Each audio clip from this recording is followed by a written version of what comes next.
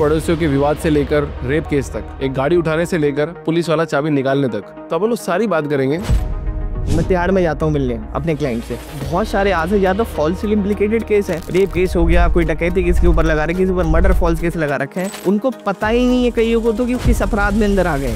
Mandeep Bhaisla, first जन lawyer, legal consultant और supreme court के एडवोकेट, जिनका मिशन है लीगल अवेयरनेस स्प्रेड करना और सबके लिए न्याय सुनिश्चित करना। जितने भी लोग जेल में ज्यादातर हैं, वो पूरा इकोसिस्टम गरीबों से भरा हुआ है या फिर जो अमीर भी इसके अंदर है। देखिए सच्चाई ऐसी, 90% जो क्राउड है जेल की वो गरीबी। कारण यही है कि किराएदार अगर कोई है, उसने एग्रीमेंट नहीं किया कोई और वो उस घर में 7-8-10 साल से रह रहा है, तो क्या वो घर पे कब्जा जमा सकता है? आप लालच मत करिए, बिना एग्रीमेंट के किराएदार कभी नहीं रखना है। पुलिस वेरिफिकेशन भी नहीं कराते बहुत से लोग। उसने कोई कर दिया कांड, क्या होगा फिर आपका? पुलिस तो आपको उठाएगी।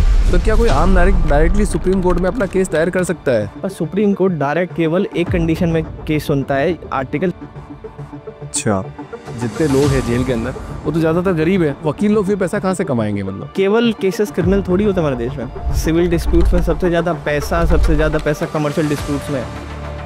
पुलिस वाले के लिए भी बोला जाता है कि पुलिस वाले की दोस्ती अच्छी नहीं और दुश्मनी भी अच्छी नहीं। वकीलों के लिए भी यही बोला जाता है, क्योंकि वो भी तो आपसे पैसा कंटिन्यू कमाएगा। क्या ही कहूँ इस चीज़ में, मैं नहीं कमेंट कर सकता किस लिए अपने कलीग के मतलब ये बात ट्रू है।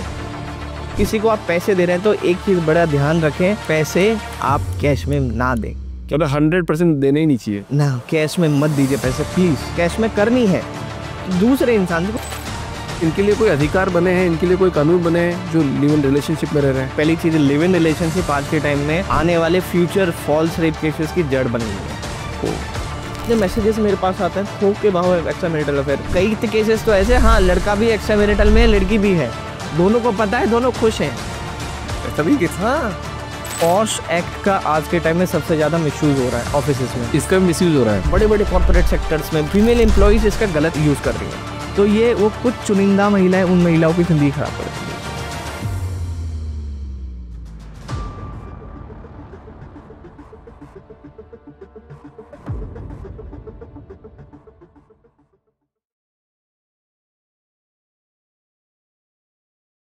सर बहुत बहुत स्वागत है आपका द पावरफुल ह्यूमन शो के अंदर। आप लीगल अवेयरनेस की बात करते हैं, जो मैं भी ये चाहता हूँ इस पॉडकास्ट के माध्यम से आज हम एक ऐसा जनरल टॉपिक पे बात करें, जितनी जनरल हो सकती है, पड़ोसियों के विवाद से लेकर रेप केस तक, राइट। एक गाड़ी उठाने से लेकर पुलिस वाला चाबी निकालने तक, राइट। तो अपन लोग सारी बात करेंगे। ठीक है, मैं आपसे बहुत सारे कुछ सवाल करूँगा, आप मुझे उस सवालों के ऐसे आंसर देना कि ये कोई रियल घटना ऐसी थी, इसके बाद ऐसा हुआ और इस केस में हमने ऐसा किया। तो इस पॉडकास्ट के माध्यम से जो पब्लिक हमको देख रही है, जो लोग हमको देखेंगे, उनके कोई काम की बात होगी तो वो उसको पसंद कर लेंगे। करेक्ट। तो मैं पहला सवाल, अभी अपन जैसे बात कर रहे थे कि ना, ये पहले तो बताओ सिविल ट्रायल क्या होता है और इसका मकसद, प्रक्रिया, ये सब क्या होती है? देखिए सिविल ट्रायल क्या होता है कि कोई भी एक सिविल डिस्प्यूट, चाहे प्रॉपर्टी से रिलेटेड हो गया या फिर कोई पैसे नहीं दे रहा वो हो गया, या फिर कोई हमें स्पेसिफिक कोई कॉन्ट्रैक्ट है, आपने किसी कंपनी से किसी से कॉन्ट्रैक्ट किया, राइट, तो कोई भी डिस्प्यूट जो सिविल है, जिसमें कोई भी ऐसी पनिशमेंट नहीं जैसे जेल हो सकती है। पनिशमेंट कैन बी बेसिस की कंपनसेशन आपको दे दिया सिविल डिस्प्यूट्स में। प्रॉपर्टी वाली हुई, प्रॉपर्टी उसके नाम हो गई, रिकवरी हो गई, जो पैसे की रिकवरी थी इसकी प्रॉपर्टी, मतलब इसकी रिकवरी, जैसे फॉर एग्जाम्पल 5 लाख रुपए का मैंने सूट डाला, मेरी रिकवरी, किसी ने मेरे पैसे ले रखे हैं, तो ये सारे सिविल में आ जाते हैं, जिसमें कि जेल की पनिशमेंट ना हो, सारे हमारे सिविल केसेस में आ जाते हैं। अच्छा, कैसे डिसाइड होता है सर ये? देखिए दो हमारे वो कोड हैं, जो अभी सीपीसी सिविल प्रोसीजर कोड है जो हमारा, दूसरा हमारा सीआरपीसी जो भी चेंज हो गया, बीएनएसएस हो गया, भारतीय नागरिक सुरक्षा संहिता हो गया, राइट। अब जितने भी सारे हमारे सीपीसी जो हमारा है, उसमें सारा सिविल कानून दे रखा है।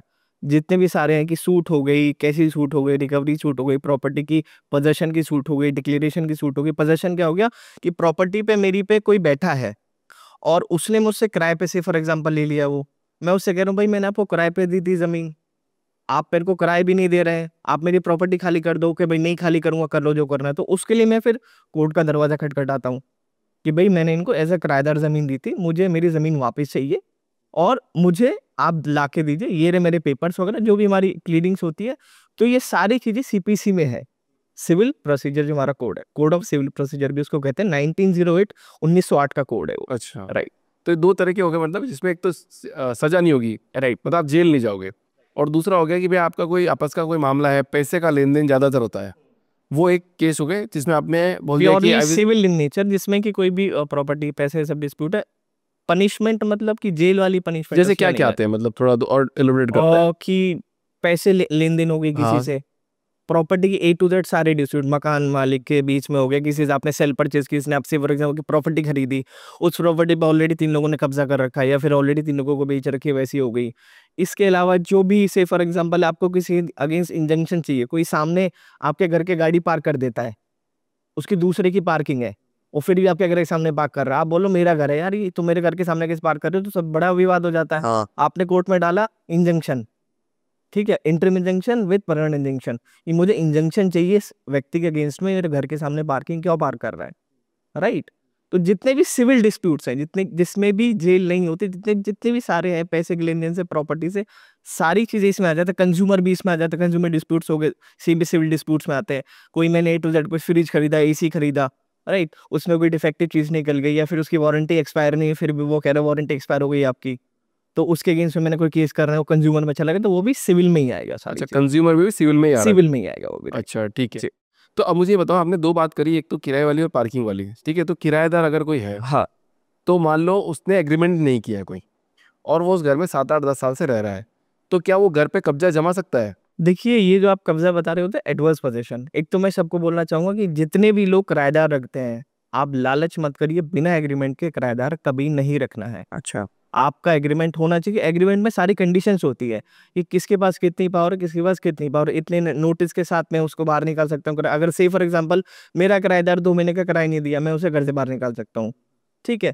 उसके भी राइट्स हैं, फिर उसमें जो लिमिटेड राइट्स होते हैं, तो बनाने से होता है। से फॉर एग्जांपल कल को आप किसी को बिना डॉक्यूमेंटेशन के, जैसे पुलिस वेरिफिकेशन भी नहीं कराते बहुत से लोग, नहीं करना। ऐसे किराएदारों को रख लेते हैं, भाई ठीक है किसी फलाने ने बोला रख लिया, कल को पता चला वो कोई क्रिमिनल है, उसने कोई कर दिया कांड, क्या होगा फिर आपका? पुलिस तो आपको उठाएगी, भाई आपने पुलिस वेरिफिकेशन कराई थी उसकी, नहीं कराई थी, चलो फिर। तो आप ये बोल रहे हो कि किराएदार रख लिया, एग्रीमेंट भी कर लिया, पैन कार्ड आधार कार्ड भी है, फिर भी पुलिस वेरिफिकेशन जरूरी है? बहुत जरूर मैंडेटरी है सर, पुलिस वेरिफिकेशन तो आपको करानी ही पड़ेगी, पुलिस वेरिफिकेशन। क्योंकि अगर कल को कोई क्राइम करता है, सपोज करो, हम किसी को कैसे जान सकते हैं?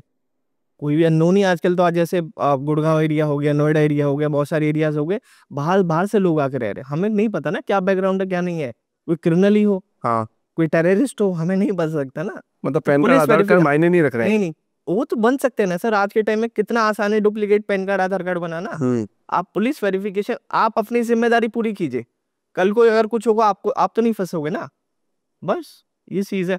और दूसरा जो आप गाड़ी की पार्किंग के कह रहे पहले हैं, कब्जे वाली बात कर हाँ, लेते हैं कि कब्जा कर सकता है क्या हाँ, वो? अगर किराएदार कब्जा कर ले, देखिए कब्जा ऐसा है कि वो 12 साल होती है, 12 साल तक अगर आपने किसी को पोजेशन में प्रॉपर्टी है, आप उससे रेंट नहीं ले रहे हैं, आपने ना अब उसको कोई दिक्कत करी, पीसफुल पोजेशन उसके पास है। पीसफुल पोजेशन भी कंटिन्यूस पोजेशन होनी चाहिए, ऐसे नहीं पहले 2 साल आया, फिर 1 साल रह गया, फिर 4 साल आया, कंटिन्यूस पीसफुल पोजेशन है उसके पास सर एक उस टाइम तक, तो वो एडवर्स पोजेशन क्लेम कर सकता है। लेकिन एडवर्स पोजेशन कभी भी गवर्नमेंट प्रॉपर्टी के अगेंस्ट में नहीं हो सकती, it has to be executed against a private property, ठीक है। ठीक है।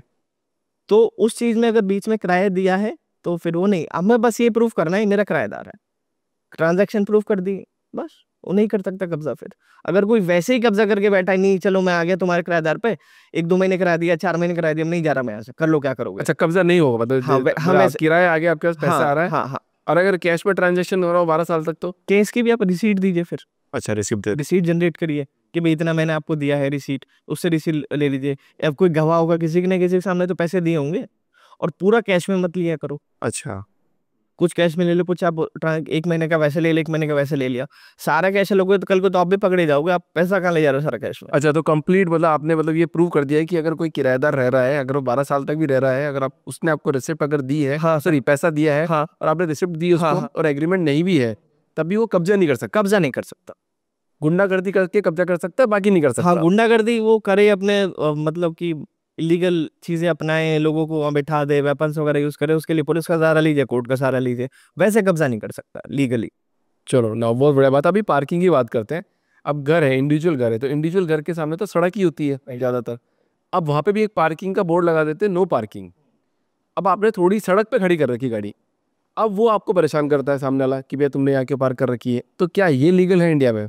देखो, अपने घर के सामने पार्किंग खड़ी करना, जो रोड तो देखो गवर्नमेंट का ही रोड है, सबको पता है वो रोड, ठीक है, रोड पे किसी के राइट्स नहीं होते हैं, कॉमन राइट्स है सबके।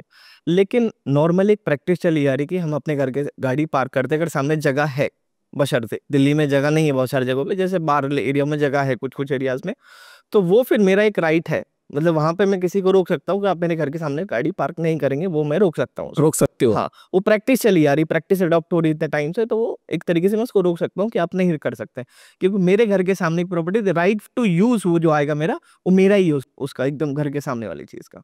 मतलब ऐसा नहीं कर सकते मैं उसके घर ही बना दिए एक दूसरे सामने, या फिर मैंने रोड के ऊपर ही कंस्ट्रक्शन कर दी।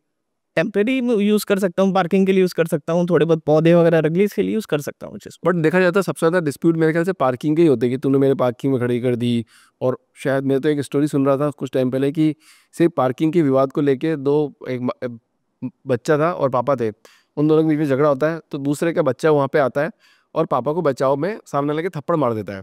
अब सामने वाली फैमिली थोड़ी गुंडागर्दी, मतलब थोड़ी बोल्ड होती है।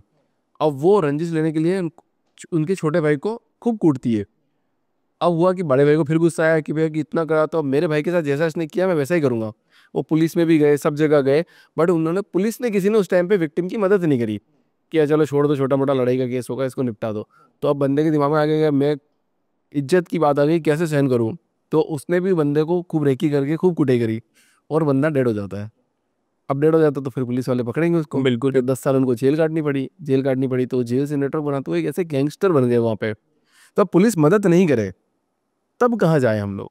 देखिए, सबसे पहली चीज़ तो मैं कहूँगा कि स्टार्ट उस पे आता हूँ मैं कि एक तो अपने घर के सामने हर कोई आज के टाइम में सीसीटीवी कैमरास इंस्टॉल करवाओ, बहुत ज़रूरी है। क्योंकि कल को मैं पुलिस के पास भी जाता हूँ, पुलिस हेल्प नहीं कर रही, मैं हायर अथॉरिटीज़ के पास जाता हूँ, सीनियर पुलिस ऑफिसर्स है, कोर्ट के पास भी जाता हूँ। अगर पुलिस नहीं हेल्प कर रही है, मेरे पास हमेशा राइट है, मैं कोर्ट के दरवाजा खटखटा सकता हूँ कि मैंने पुलिस को कंप्लेंट करी, पुलिस मेरी सुनवाई नहीं कर रही है, आप मेरी सुनवाई कीजिए। ठीक है, तो उसमें भी मुझे कुछ प्रूफ देने पड़ेंगे। ठीक है, जैसे मैंने 100 नंबर पर कॉल कर दी, 112 पे कॉल कर दी, 112 की कॉल का प्रूफ दे सकता हूँ, उसकी रिकॉर्डिंग है मेरे पास, है उसका कॉल रिकॉर्ड है मेरे पास, निकल के आ जाएगा कि मैंने कांटेक्ट किया था पुलिस को, उन्होंने मेरी कोई सुनवाई नहीं की। रिटर्न कंप्लेंट मैंने दे दी, उसकी रिसीट नहीं दे रहे, कह रहे नहीं ले रहे, जाओ भागो यहाँ से, उसको स्पीड पोस्ट कर दिया मैंने, उसकी रिसीट मेरे पास आ गई, ऑनलाइन से डाउनलोड कर ली मैंने रिसीट उसकी, वो मेरे पास प्रूफ हो गया। तो उनके बेसिस पे मैं कोर्ट का दरवाजा खटखटा सकता हूँ कि भाई मैंने पूरी अपनी कोशिश कर ली, पुलिस मेरी हेल्प नहीं कर रही है, अब कोर्ट मेरी हेल्प कीजिए, और ये सारे प्रूफ है। तो कोर्ट आपकी हेल्प उसमें जरूर करती है। कोर्ट उसके बाद क्या करता है, एटीआर कॉल करती है, एक्शन टेकन रिपोर्ट, पुलिस को सीधा बुलाती है कि भाई तुम्हारे पास ये कंप्लेंट आई थी, पूछी भला इतनी है कि हाँ जी आई थी, आपने इस पे क्या एक्शन लिया, रिपोर्ट दो मुझे, एक्शन टेकन रिपोर्ट वो सबमिट करती है, और अगर ऑफेंस है जेन्युइन, तुरंत एफआईआर के आदेश भी हो जाते हैं। तो ये तो बहुत बढ़िया बात करती हूँ। अगर किसी के साथ कुछ क्राइम हो रहा है, कुछ घटना घटित हो गई, तो उसको अपने फुल एक्शन के साथ में पुलिस में, कोर्ट में, हर जगह पे आपको email, message, speed post, whatever you can done you do it. बस आप ये प्रूफ दिखाना है कि हमने पुलिस को कंप्लेंट दे दी है, they are not taking any actions, that is why हम कोर्ट को अप्रोच कर रहे हैं इसमें। वाह जी। तो क्या कोई आम नागरिक मतलब डायरेक्टली सुप्रीम कोर्ट में अपना केस दायर कर सकता है? देखिए, क्वेश्चन बड़ा कॉमन है, मेरे काफी लोग पूछते हैं कि सीधा कोर्ट का दरवाजा सुप्रीम कोर्ट का खटखटा, किसी को बेल चाहिए फॉर एग्जाम्पल, कहते भाई निचली वाली कोर्ट क्यों जाऊं मैं तो सीधा जाता हूँ, सुप्रीम कोर्ट जाता हूँ। पर सुप्रीम कोर्ट डायरेक्ट केवल एक कंडीशन में केस सुनता है, आर्टिकल 32 है उसके पास, अच्छा, जिसमें रिट आती है। ठीक है, और रिट आपकी हाई कोर्ट में फाइल होती है आर्टिकल 226 में, तो वो भी बहुत रेयर रेट एंटरटेन करता है। आप बेल लेके तो बिल्कुल ही नहीं जा सकते, हो सकता है आपकी जान माल को दुनिया भर का खतरा, लेकिन आपको फिर भी अपनी लोकल कोर्ट को अप्रोच करना पड़ेगा, एटलीस्ट हाई कोर्ट को अप्रोच करना पड़ेगा। हाई कोर्ट आपकी डायरेक्ट कोर्ट, एक हर स्टेट के पास एक हाई कोर्ट है, राइट, कुछ स्टेट के पास कॉमन भी है, लेकिन सबकी हाई कोर्ट है। तो आपको पहले हाई कोर्ट ही अप्रोच करना पड़ेगा, सुप्रीम कोर्ट नहीं कर सकते, चाहे कितना भी आपके साथ चीजें बुरी हो गई हो। 226 में हाई कोर्ट को अप्रोच कीजिए, हाई कोर्ट की पावर बहुत वाइड है, सुप्रीम कोर्ट के रिट से ज्यादा बड़ी पावर हाई कोर्ट की, हाई कोर्ट के पास बहुत पावर्स है। ठीक है, तो डायरेक्ट तो नहीं कर सकते सुप्रीम कोर्ट को, और करना भी है डायरेक्ट तो आप सीधा हाई कोर्ट को कीजिए, हाई कोर्ट में रिट फाइल कीजिए अगर आपके अगेंस्ट में कोई अन्याय हो रहा है, आपके कोई फंडामेंटल राइट्स को वायलेट कर रहा है। कोर्ट को भी थोड़ा समझा दो ना कि कोर्ट कहाँ से काम करता है, पहला कोर्ट कौन सा होता है, दूसरा कौन सा होता है, फिर तीसरा कौन सा होता है, और फिर इसके बाद कुछ नहीं होता है। सबसे पहला कोर्ट हमारा था डिस्ट्रिक्ट कोर्ट्स, ठीक है। डिस्ट्रिक्ट कोर्ट में उस डिस्ट्रिक्ट के जितने भी सारे पुलिस स्टेशन है उसके हिसाब से पुलिस केसेस आते हैं। क्रिमिनल केसेस भी पुलिस स्टेशन के हिसाब से आएंगे, सिविल केसेस भी पुलिस स्टेशन के हिसाब से आएंगे। से फॉर एग्जांपल कोई जमीन का मुद्दा है तो वो किस पुलिस स्टेशन के अंदर आ रहा है, उस पुलिस स्टेशन के ऊपर कौन सा सिविल जज बैठा है, ठीक है, उसके पास जाएगा। कोई क्रिमिनल मुद्दा है वो किस पुलिस स्टेशन के बीच में आ रहा है, उसके ऊपर कौन एमएम बैठा है, कौन सेशन जज बैठा है। एमएम और सेशन जज क्रिमिनल केस डील करते हैं और जो दूसरे हैं सिविल जजेस वो सिविल मैटर डील करते हैं। तो इस हिसाब से डिस्ट्रिक्ट कोर्ट में जाते हैं डायरेक्ट केसेस। वहां पे अगर से फॉर एग्जांपल अगर हम हार जाते हैं तो हम फिर हाई कोर्ट का दरवाजा खटखटाते हैं। हमारे पास रेमेडीज होती हैं, जैसे से फॉर एग्जांपल कोई हमारी कन्विक्शन हो गई है सेशंस कोर्ट से, तो क्रिमिनल अपील मेरी हाई कोर्ट में जाएगी। 391 सीआरपीसी तक बीएनएसएस में जाती है, ठीक है, तो क्रिमिनल अपील जाएगी हमारी उसमें। दूसरी हमारी हाई कोर्ट आ गई। हाई कोर्ट से भी अगर हमारा नहीं होता है then we come to Supreme Court. अच्छा, सुप्रीम कोर्ट में as a matter of right आप कई चीजों में नहीं आ सकते। हम फाइल करते हैं एसएलपी जो आर्टिकल 136 में जाती है, जिसमें हम बताते हैं कि कोई क्वेश्चन ऑफ लॉ को आंसर नहीं किया है हाई कोर्ट ने, या कोई सेटल्ड लॉ के अगेंस्ट में कोई जजमेंट पास कर दिया हाई कोर्ट ने, आप इसको देखिए क्वेश्चन ऑफ लॉ बन रहा है और हमारा इसमें समाधान कीजिए। ओके, तो फिर सुप्रीम कोर्ट के पास जाते हैं। लास्ट मतलब वही डिसीजन होगा सुप्रीम कोर्ट, और सुप्रीम कोर्ट के ऊपर कोई कोर्ट नहीं है इस देश की। अगर सुप्रीम कोर्ट के अगेंस्ट में मतलब अगर से फॉर एग्जांपल आपके अगेंस्ट में फैसला आ गया, ठीक है, तो जैसे रिसेंटली मेरे क्लाइंट है वो 14 साल की उनको सजा हुई। अच्छा, किस केस में भी तो बता पाएंगे? किस केस पे का सजा हुई? एनडीपीएस, ये गांजा ड्रग्स एल्वे, तो उसमें काफी सारी दिक्कतें थी। नीचे अच्छा से उनका केस नहीं हो पाया ट्रायल कोर्ट में, राइट। जो चीजें रखनी जानी चाहिए नहीं रख पाई, सजा 20 साल की हो गई। उन्होंने अपील करी हाई कोर्ट में, हाई कोर्ट ने उनकी सजा को 14 साल कर दिया, कुछ बेसिस कारण जो भी दिए, राइट। लेकिन मिनिमम पनिशमेंट पर उसकी 10 साल की थी, तो उसको हम लेके सुप्रीम कोर्ट पहुंचे। अब उन्होंने 12.5 साल ऑलरेडी काट लिए थे। ऑलरेडी काट लिए रखने के जुर्म में या फिर सेल करने के जुर्म में? उनके पोजेशन से मिला था गांजा। अच्छा, ठीक है, तो उन्होंने ऑलरेडी 12.5 साल काट लिए थे। अब क्या है कि सुप्रीम कोर्ट के पास, सुप्रीम कोर्ट ने कहा भाई ठीक है यार, मतलब कि इतने काट लिए, अब 1 साल की बात है, इसमें इतने मेरे पास केस पेंडिंग रहेगा, इतनी सजा कंप्लीट हो जाएगी, ठीक है, तो छोड़ो। अब इसके अगेंस्ट में मैं कहाँ जाऊँ? इसके अगेंस्ट में मैं कहीं नहीं जा सकता। वो फैसला फाइनल है, बाइंडिंग फैसला है। हद शायद मैं रिव्यू पिटीशन फाइल कर सकता हूँ कि सुप्रीम कोर्ट के जो जज ने डिसीजन लिया उसके अगेंस्ट में रिव्यू पिटीशन, लेकिन उसके भी 0.1% सक्सेसफुल चांसेस होते हैं। 0.1%, 99.99% वो सारे डिसमिस होती रिव्यू, और वो भी ओपन हियरिंग नहीं होती, बंद कमरे में डिसमिस हो जाती। वो बंदे ने 10-12 साल काट लिए ऑलरेडी वहाँ पे। 12.5 साल 12.5 साल काट लिए। तो मतलब इतने टाइम, मतलब उनको क्या वकील नहीं मिलते हैं या फिर पैसे की कमी होती है? क्या होता है इनके? पैसे की कमी होती है, गरीब होते हैं बहुत सारे लोग हमारे देश में। जितने भी तिहाड़ में लोग, मैं तिहाड़ में जाता हूँ मिलने अपने क्लाइंट से, तिहाड़ में जाता हूँ तो वहां पे मैं देखता हूँ क्लूलेस है। जो कैदी है बिल्कुल क्लूलेस है भाई। जो एकदम कुख्यात अपराधी है उसको तो पता है ऐसे आया हूँ, ये सब चीजें करनी है। बहुत सारे आज से ज्यादा फॉल्सली इम्प्लीकेटेड केस है, रेप केस हो गया, कोई डकैती किसके ऊपर लगा रहे, किसी ऊपर मर्डर फॉल्स केस लगा रखे हैं। अब वो तो बेचारे इनोसेंट, उन्हें पता ही नहीं है कौन कौन सी धारा है उनके ऊपर है, उसमें क्या क्या सजाएं हैं। तो ये कहानी है, उनको पता ही नहीं है कईयों को तो कि किस अपराध में अंदर आ गए हैं, बाहर जाने का रास्ता क्या है। हर किसी को थोड़ी पता होता उस वकील से कॉन्टेक्ट कर लो, फिर वहाँ फाइल हो गए सब चीजें। तो उनके लिए फिर लीगल एड कैंप लगाए जाते हैं तिहाड़ जेल में कि उनको वकील प्रोवाइड किए जाते हैं। अब उसमें बहुत सारे अच्छे भी काम कर देते हैं, बहुत सारे नहीं भी कर पाते हैं। तो केस बहुत सारे लोगों के नीचे से खराब हो जाता है। हम high court supreme court practice करते हैं मेजरली, तो मैं देखता हूँ नीचे से इतना केस खराब हो जाए, एविडेंस रिकॉर्ड केवल नीचे वाली कोर्ट में होता है। जब एविडेंस रिकॉर्ड हो गया, क्रॉस हो गया, सब चीजें हो गई, उसको मैं ऊपर चेंज नहीं कर सकता। मुझे उसी के बेसिस पे आर्गुमेंट्स करने हैं। अगर मैं नीचे से केस लड़ूं तो मैं क्वेश्चंस पूछ सकता हूँ विटनेस से, मैं नई नई चीजें ला सकता हूँ, राइट, बहुत सारी चीजें को बदल भी सकता हूँ। लेकिन हाई कोर्ट में जब मैं आऊंगा अपील में, फिर सुप्रीम कोर्ट में आऊंगा, तो ट्रायल कोर्ट के रिकॉर्ड्स के ऊपर ही आर्ग्यू करूंगा। जो रिकॉर्ड्स है उसमें कुछ चेंज नहीं हो सकता। जो एक बार रिकॉर्ड हो गया, रिकॉर्ड हो गया। किसी विटनेस की गवाही उसने किसी अगेंस्ट में झूठी भी दे दी, रिकॉर्ड हो गई। तो सबसे पहले मतलब कुछ भी कांड हो जाए, पहले वकील के पास चले जाओ, बड़े वकील के पास। बिल्कुल, और उससे पूरी जानकारी ले लो। और अगर आपके पास पैसा नहीं है तो हर कोर्ट में एक लीगल एड वो है office, free legal aid office, जिसमें कि अगर आप समर्थ नहीं है, फाइनेंशियली केपेबल नहीं है, तो आप उनके पास जाकर कह सकते हैं कि भाई हमारे ऊपर ऐसा ऐसा कोई केस है, या फिर आपके ऊपर किसी ने केस कर दिया। आप कोर्ट में जाते हैं, ठीक है, समन है आपके पास घर में। रिसेंटली एक क्लाइंट के पास आया था, ठीक है, तो वो गया कोर्ट में, कोर्ट में जाके बोला कि हमारे पास जैसे पैसे नहीं हुआ तो ठेली लगाता हूँ, सब्जी बेचता हूँ। तो क्या केस हमें डेली तो खाता हूँ, इतना ही कमा पाता हूँ जितना खाता हूँ, वकील को पैसे कहाँ से दूं? क्या केस हो गया उन पे? केस था कोई चोरी डकैती के लगा रखा था उनके ऊपर कि पैसे फ्रॉड कर दिया, 420 कर दी और इतने पैसे लिए थे, वो नहीं किया वो काम, हमारे सब चीजें, सारा एक तरीके से फ्रॉड ही था वो केस भी, उसको फ्रॉड बना रखा था।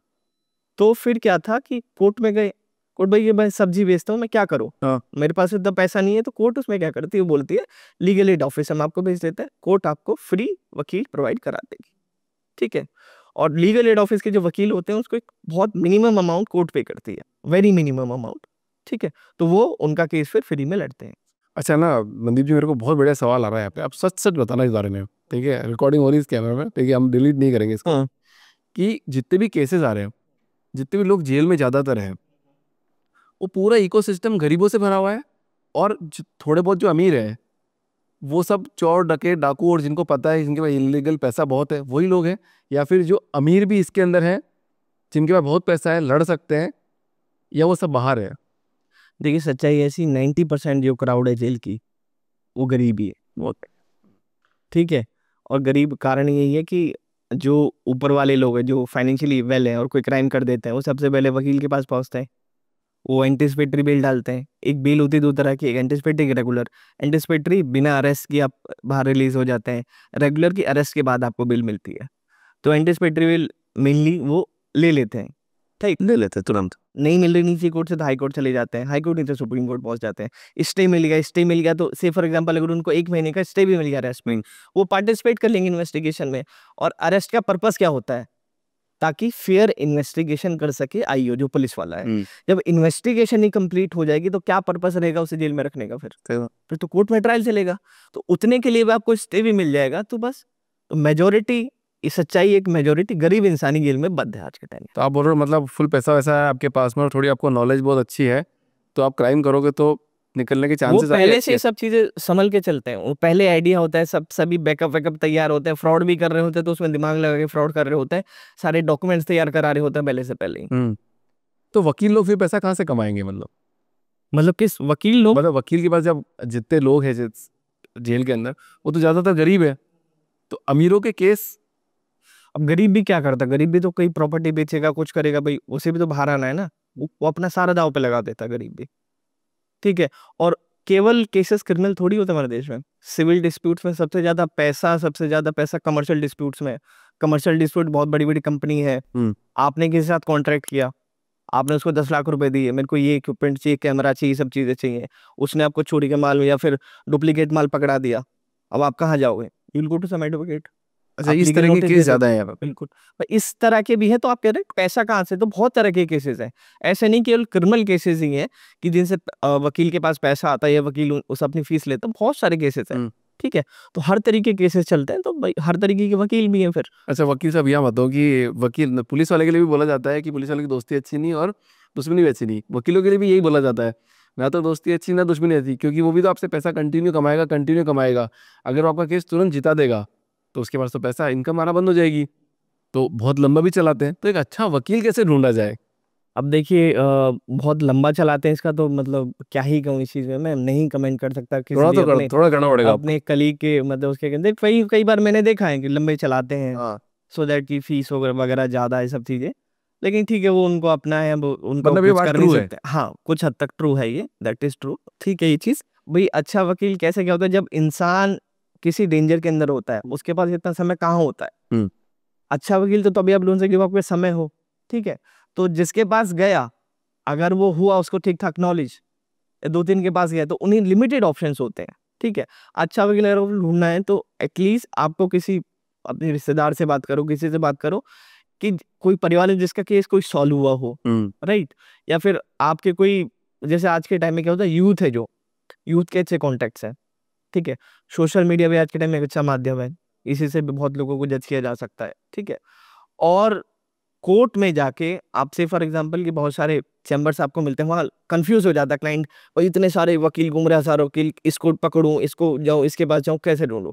तो उसमें एक तरीके से जुआ भी है, या फिर तुक्का लग गया तो अच्छा मिल भी जाएगा। और अच्छा तभी मिलेगा जब आपके कोई ऑलरेडी कॉन्टैक्ट में है, या ऑलरेडी किसी रिलेटिव है जिसने ऐसा कोई केस कराया है, उसने आपको बोला भाई फलाने के पास चले जाओ, he is a good advocate या फिर she is an good advocate, ये आपका काम अच्छा कर देगी। Reference is a good point. हाँ, reference is a very good point अगर आपको एक अच्छा वकील ढूंढना है।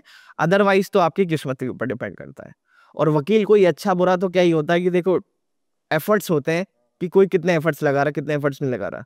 अब ये एक बड़ा ऑप्शन आता है हमारे इसमें, एक बड़ा है कि हमेशा एजेड वकील के पास जाया जाता है। जिस वकील के बाल सफेद हो गए हैं, ये सोचा जाता है कि हाँ इसको अच्छी नॉलेज होगी, ये हमारा केस जल्दी कर देगा। लेकिन आज के टाइम में जो यूथ है, हमारी जो एडवोकेट्स में यूथ है, वो बड़े डेडिकेटेड है। वो बस मौके ढूंढते हैं कि एक अच्छा केस मिल जाए, फिर कोई पूरी जान लगा सकते हैं आपके लिए। आप समझिए एक वकील जिसके पास 500 केस है, हाँ, वो आपको कितना समय देगा आपके केस में। एक वकील जिसके पास 5 केस है, वो डेडिकेटेड है, वो मेहनती है, ठीक है, लॉ वो भी पढ़ के आया है, इतना एक्सपीरियंस नहीं है लेकिन काम अच्छा वो भी कर सकता है, तो वो आपके केस के ऊपर कितना समय दे सकता है। Right right right. तो ऐसा नहीं है कि बहुत ज्यादा सीनियर दिख रहे हैं, बाल आप सफेद है तो वो अच्छे लॉयर होंगे, और यंग है तो अच्छे लॉयर नहीं होंगे, तो उसमें भी ऊपर नीचे नहीं हो सकते। मतलब आप यंग के पास भी जा सकते हैं, वो भी आपका काम अच्छा कर सकता है। अच्छा, एक मतलब जो आपस में दो लोग हैं, अपन दोनों ही हैं, मैंने आपको पैसा दिया, मैंने कोई लिखा पढ़ी नहीं करी, कैश में ट्रांजेक्शन कर दिया मैंने आपके साथ, पर मेरे को आप पैसा दे नहीं रहे हो वापस, तो या तो मेरे को बहुत गुस्सा आएगा कि यार वकील साहब मैंने आपको पैसा दिया, मेरे को दे नहीं रहे हो, कोई लिखा पढ़ी है नहीं, तो वो वसूली कैसे की जाए वापस? वकील से आप बोल रहे हैं वकील किसी से भी, जनरल अपन दोनों अच्छा, नहीं वकील एक पहले general बात कर रहे हैं। वकील से फीस नहीं वापस ली जाती है। तो अगर मुझे तो वाली चीज, अगर वकील फीस वापस कर देगा तो वकीलों का क्या होगा भाई? आप सपोज करो डॉक्टर के पास जाओ, डॉक्टर के ऑपरेशन के डॉक्टर ने ऑपरेशन अनसक्सेसफुल रहा, लो पैसा वापस, वैसा थोड़ी होता है। लाइक जनरल पब्लिक के लिए, जनरल पब्लिक के लिए तो मैं बता दूं, किसी को आप पैसे दे रहे हैं तो एक चीज बड़ा ध्यान रखें, पैसे आप कैश में ना दें। 100% देने ही नहीं चाहिए ना, कैश में मत दीजिए पैसे प्लीज। अच्छा, दिया रिकॉर्डिंग करी कि भैया हम इसको पैसा दे रहे हैं, ऐसा वो सबका कैसे यूज करोगे आप? वो रिकॉर्डिंग में कौन झूठी है, स्क्रिप्टेड है, या फिर उसमें कुछ काट छाट कर रखी है वीडियो में, ये पैसे रख रखे थे फिर इन्होंने वापस से ले ली, मेरे पास नहीं दिए इन्होंने। मैं कह सकता हूँ वीडियो बनाई मेरे को, फिर इन्होंने रख लिए तो मेरे को नहीं दिए पैसे। तो इसलिए आप कैश में तो ट्रांजैक्शन मत करिए। अगर कैश में करनी है तो दूसरे इंसान से कुछ श्योरिटी में लीजिए। श्योरिटी में है तो फिर ब्लैंक चेक ले लो, सिग्नेचर करा लिए। ब्लैंक चेक कोई नहीं भी देता है, ब्लैंक चेक आजकल नहीं देता है, अवेयरनेस बहुत ज्यादा फैल गई है, लेकिन आपने पैसा दिया तो कुछ तो चाहिए आपको उसके बदले में, तो अमाउंट फिल करा लीजिए, ठीक है, और एक एग्रीमेंट बनवा लीजिए कि मैं ऐसे ऐसे इतने नंबर चेक दे रहा हूँ आपको, अगर मैं आपको इस टाइम से इस टाइम तक पैसे नहीं देता हूँ तो आप ये चेक बैंक पे डाल सकते हैं, ठीक है। तो एटलीस्ट मैं क्रिमिनल केस तो कर सकता हूँ उसके अगेंस्ट 138 का। और दूसरी चीज होती है कि जब आप किसी को पैसे दे भी रहे हैं, जैसे आपने मुझको पैसे दिए 1 लाख रुपए कैश दिया, मैंने आपको अपने चेक दिया, ठीक है, अब जब मैं आपको वापस दे रहा हूँ तो मैं भी फिर एटलीस्ट सिग्नेचर कर लूँ, चेक वापस लूँ। सबसे पहले पैसे मैंने आपको दे दिया वापस, वो चेक डाल दिया। जैसे है हमारे पास क्लाइंट, उसने 15 लाख रुपए किसी से लिए, ठीक है, अकाउंट में पैसे लिए, दे महाराज ने चेक में दिए, सॉरी दे उसने क्या दिया, महाराज ने कैश में वापस दे दिए। अच्छा, बड़ा ही बेवकूफ इंसान था, मेरे पास आया, मैं कहा तुम इतने पढ़े लिखे हो, मतलब क्या तुमने काम किया, अकाउंट में ले रहे हो, सब तुम्हारे वाइट है, सब चीज दिख रहा, दे तुमने कैश में दिया और इतना बड़ा अमाउंट कैश में दे दिया। कह रहे नहीं किस्तों में दिया था मैंने, एक बार 4 लाख, एक बार 5 लाख, ऐसे करके। मैं कहा प्रूफ क्या है तुम्हारे पास, कैसे साबित करोगे तुमने उसको पैसे दे दिए? और पैसे दिए थे तो जो तुमने चेक दिए थे उसको पैसा लेते थे वापस क्यों नहीं लिए? कह रहे हो, बोल रहे थे गुम हो गए। मैं कहा केस तो डाल दिया उसने चेक बाउंस का, अब कोर्ट में क्या बोलोगे, गुम हो गए थे चेक, ही तो झूठ बोल रहा था। वो तो उसका तो केस स्ट्रांग है।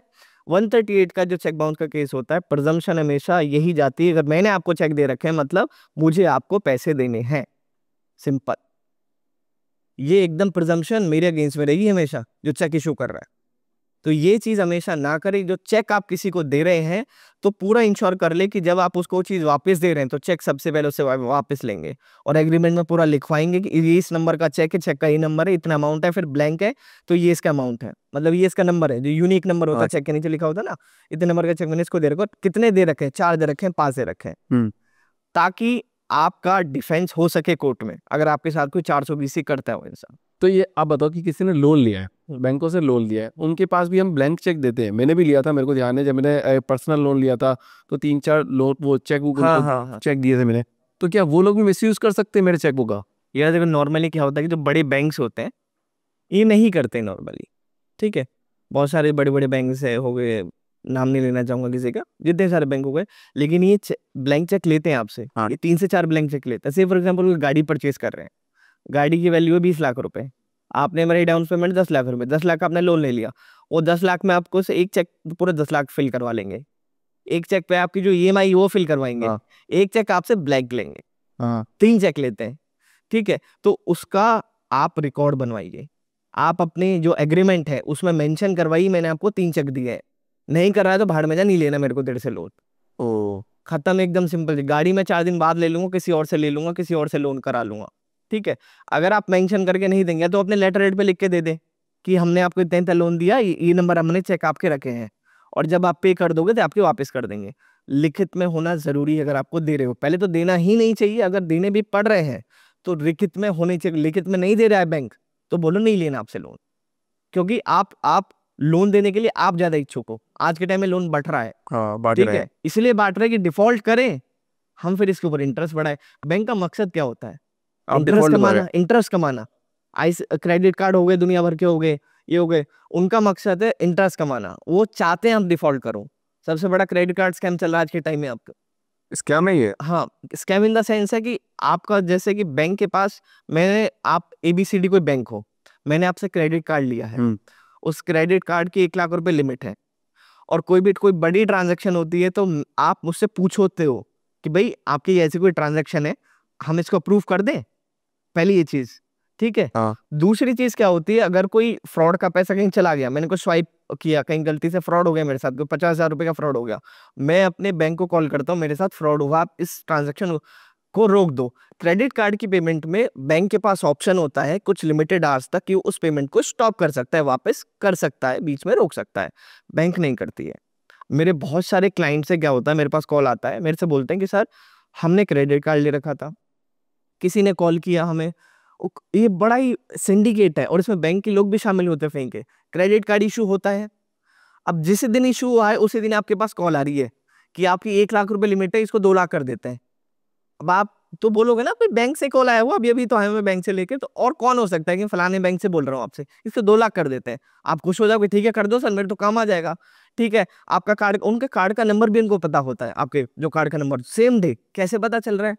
बैंक का कोई अंदर वाला बंदा घुमा रहा है इन्फॉर्मेशन, ठीक। हाँ राइट। वो अब जब वो आपका कार्ड का नंबर आपको बता देंगे तो आपको तो लग गया ना, ये तो बहुत अच्छा इंसान है, तो कॉन्फिडेंस आ जाओगे आपको, तो बैंक का ही बंदा है, ठीक है सर OTP बता दो फिर।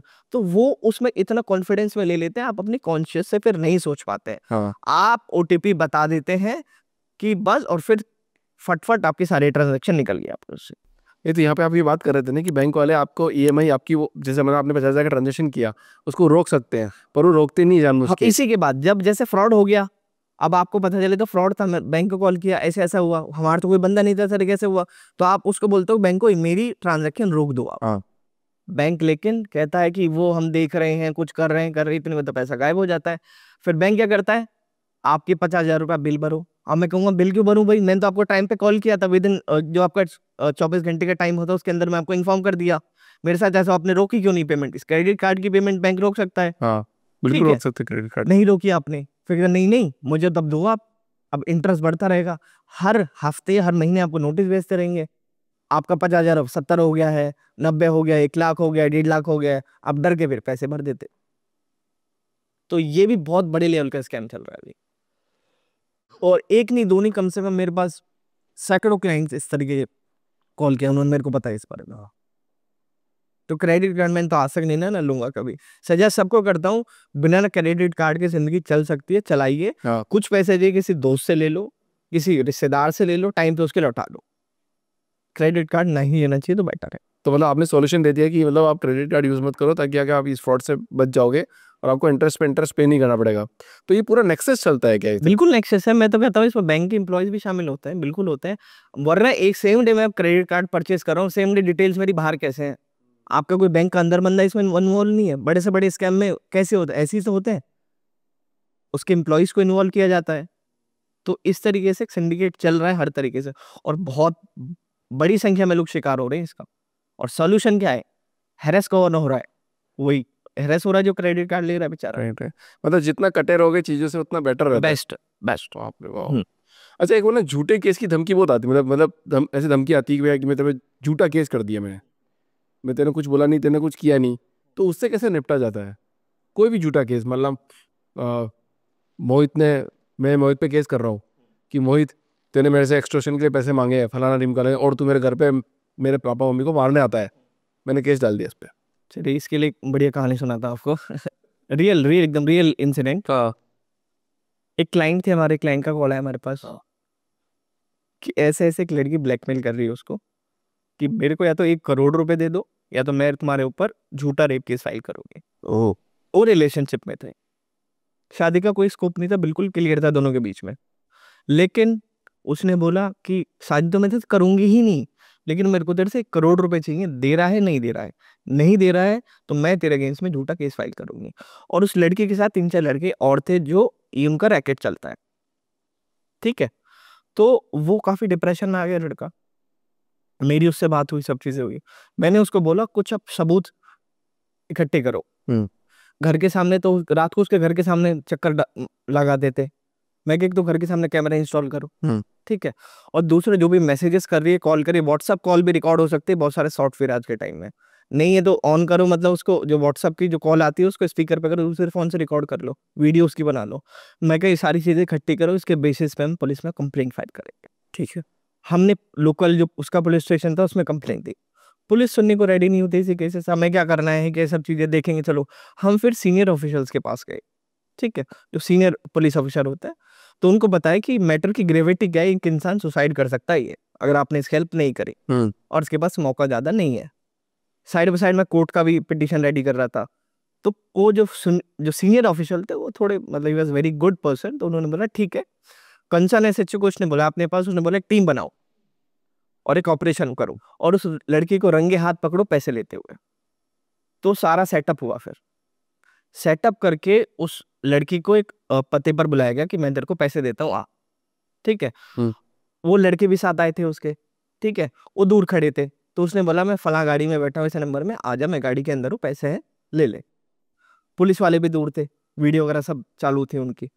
तो जैसे ही वो गाड़ी के अंदर आई, और गाड़ी के अंदर भी माइक लग रहा था, सारी रिकॉर्ड हो रही थी चीजें, तो गाड़ी के अंदर आई, पैसे लिए, तुरंत फिर पुलिस आती है, उसकी वीडियो बनाई, रंगे हाथों उसको पकड़ती है और एफआईआर उसके अगेंस्ट में लॉन्च कर देती है। कि तो हमने वही बात कर दी, वो स्पेशल 26 वाली, ठीक है। और कहानी यहाँ नहीं रुकी, कहानी यहाँ रुकी, हो गई, लड़का तो सेव हो गया इस चीज में, ठीक है। फिर उस लड़की ने क्या किया, कोर्ट में, पुलिस तो उसकी एफआईआर नहीं सुनेगी झूठी, ठीक है, तो उसने क्या किया, कोर्ट में 156(3) फाइल कर दी, एक सीआरपीसी की। क्या होती है मेरे 156(3) मतलब अगर पुलिस कोई कार्रवाई नहीं करे किसी कंप्लेंट पे, तो अब कोर्ट का दरवाजा खटखटाता है कि पुलिस मेरे कंप्लेंट पर सुनवाई नहीं कर रही। 156 की एफआईआर में होगी मेरे ऊपर, उसने फॉल्स, फिर जो रेप की सारी चीजें थी उसने कोर्ट में फाइल कर दी। अब कोर्ट में तो क्या होता है, प्रोसेस स्टार्ट हो जाता है, फिर वो एक्शन में आता है। अब लड़का फिर इसमें और घबरा गया, लेकिन फिर कुल मिला के चीजें एंड में समझौता हो गया, चीजें खत्म हो गई। तो हमने भी जो हमारी एफआईआर थी उसको भी फिर एंड में क्वैश करा दिया, ठीक है, पीसफुल, दोनों हम अपना पीसफुल साइड हो गए। उसमें भी सोचो कि कितना है कि एफआईआर कराने के बाद भी लड़के, वो भी डर है उसके ऊपर, फिर भी तलवार तो फिर भी लटक रही, कोई झूठा केस फाइल कभी भी कर सकती है, ठीक है। तो इस मामले में लेकिन आप सजगता से रहिए, हमेशा पुलिस को कांटेक्ट कीजिए, सबूत इकट्ठे करिए, व्हाट्सएप मैसेजेस हैं, व्हाट्सएप कॉल है, उसको रिकॉर्ड करिए किसी तरीके से, और कोई साधन है तो सीसीटीवी फुटेज वगैरह जो भी आप निकाल सकते हैं, या फिर आप उससे मिलने जा रहे हैं मिल लीजिए, एक डैश कैम होता है, या फिर एक जो रिकॉर्ड कैमरा काइंड ऑफ अपनी कार में आप इंस्टॉल कर दीजिए, उसकी रिकॉर्डिंग कर लीजिए। आपको सबूत इकट्ठे करने पड़ेंगे दिखाने के लिए कि हाँ वो मेरे अगेंस्ट में झूठा केस या फाइल करने को रेडी है या धमकी दे रहे हैं, उसके बेसिस पे फिर हम कार्रवाई कर सकते हैं। पुलिस साथ नहीं देगी तो कोर्ट के थ्रू जाएंगे, फिर तो ये हम कर सकते हैं। वहाँ पे खतरनाक क्या, मतलब ये तो वो 26 स्पेशल 26 वाली बात हो गई ना, कि उसने बोला था कि तो आपको जब पता है कि वो क्राइम करने वाला है तो आप उसको गिरफ्तारी क्यों नहीं कर रहे हैं? तो पुलिस वाला नहीं बोलता उनको कि भाई साहब यहाँ पे सोचने की सजा नहीं होती है, वरना आपको पूरा कराना पड़ेगा। लेकिन कायदे से अगर कोई क्राइम की प्लानिंग कर रहा है तो वो भी क्राइम है।